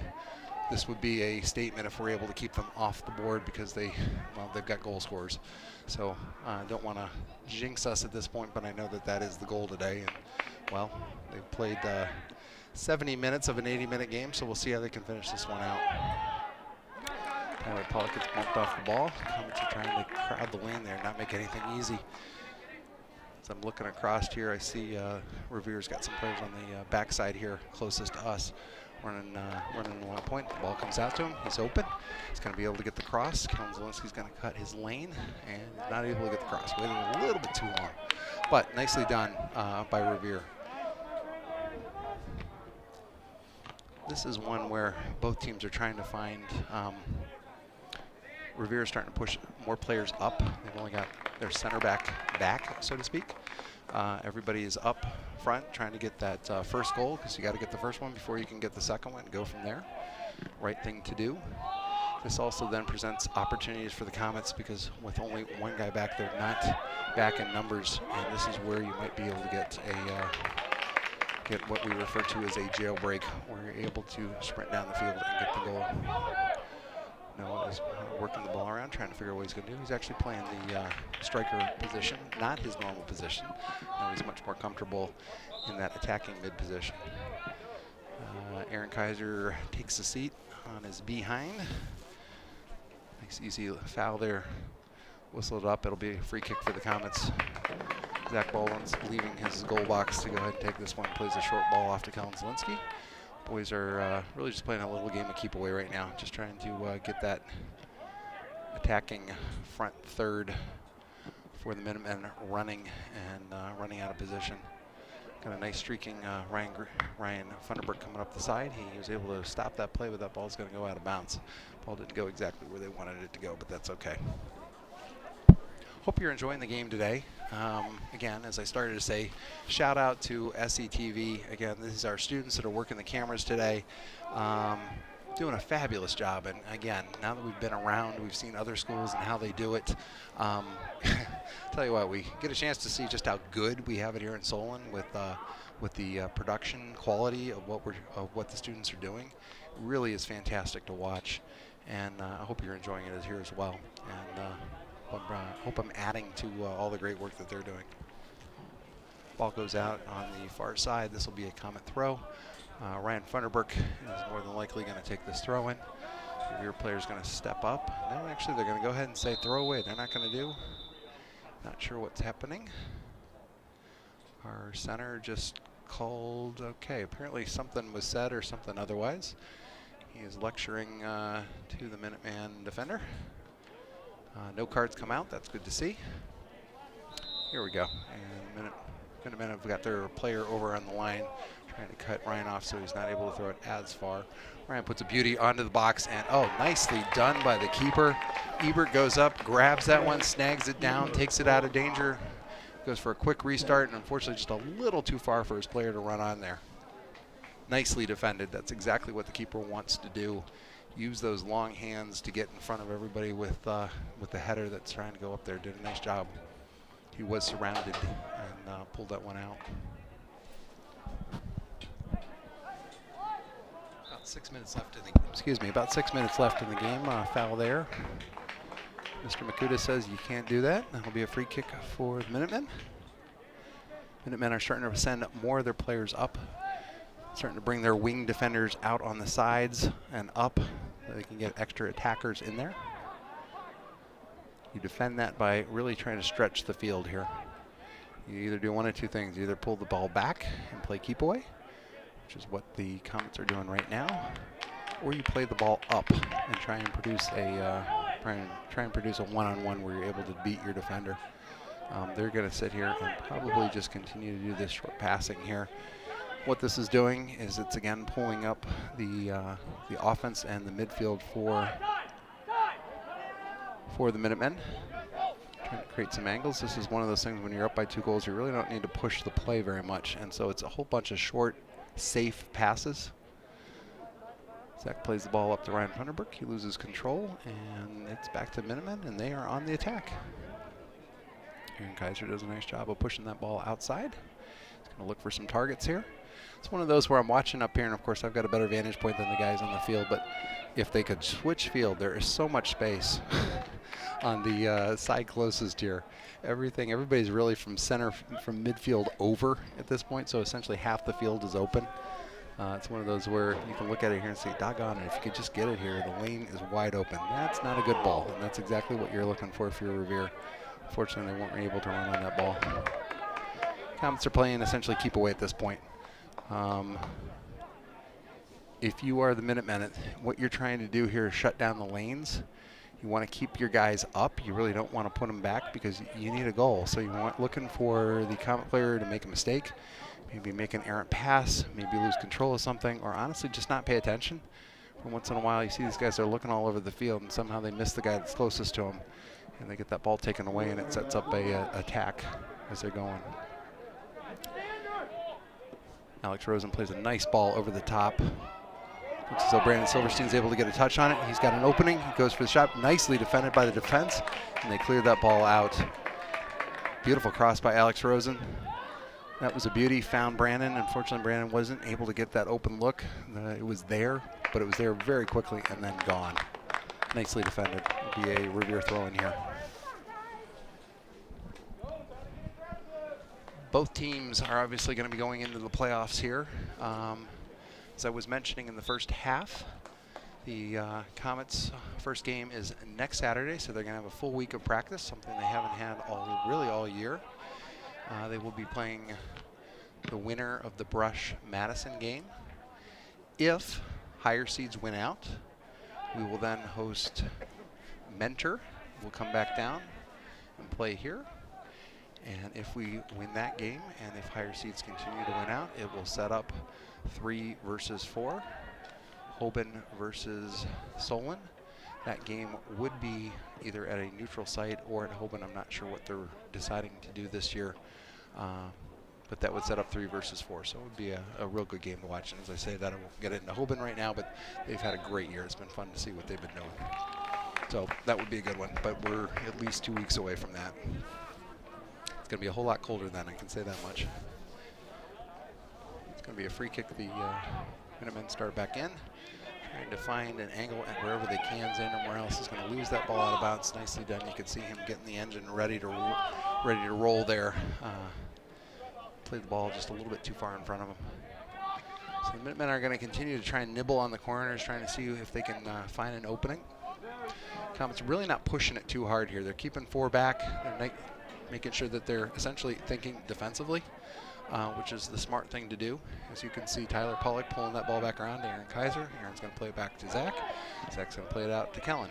Essentially, it's a big game of keep away, as I said before, but ultimately what we're trying to do is just run clock and just continue to move that ball all over the place. 2 minutes left, gentlemen.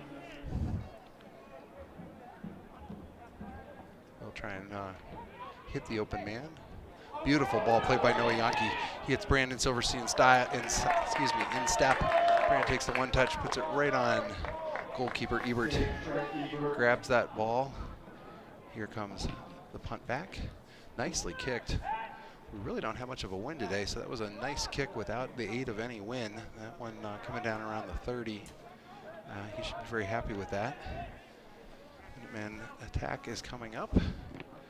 Ball still bouncing around the middle. Xander Morales is going to go ahead and try and clear that one out.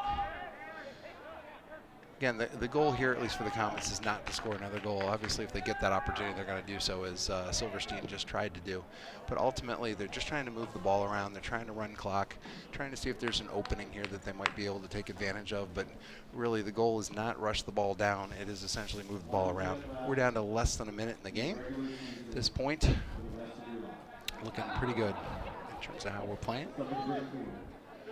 I want to give a quick shout out to my mom, Sally, and my stepfather, Dale, to my mother-in-law, Shelly, and her friend, Bruce, to my brother, Alex, and sister-in-law, Cassie, and any one of our friends that might be listening. I know that makes Zach very excited to know that he's got family and friends watching him today, albeit friends that, because of everything going on here, cannot be here. We're into less than 20 seconds now, so this game is just going to play out. I want to thank you for watching our game today. Again, entertaining one. I know that this didn't end the way the Minutemen wanted, but as I say that, both teams playing really well going into the playoffs. This is going to mark 10 wins in a row for the Comets. So they have now equaled what the 2007 team did, this being a team that Ryan Greenhill played on years ago. Fantastic accomplishment. They will end the season, regular season, at 11 wins, 2 losses, and 1 tie. Fantastic mark. That will then send us into the playoffs. Revere is going to end the season, and I just lost my notes. Where did they go? Forgive me for that. Revere's going to end the season at 8-5-1, very respectable record as I say that, and they are going to prepare obviously for the next game. So that's going to end our coverage today. I hope you've enjoyed it. It's been a beautiful day for soccer. I'd like to tell you that we're going to have the playoff games on SETV as well, so if you are able, please watch. I think we've got some real exciting soccer yet ahead of us. Final score here in Solon, Comets 2, Revere Minutemen nothing. My name is Chris Baldwin. I've enjoyed being with you this afternoon. Have a great afternoon and a good weekend. Thanks so much.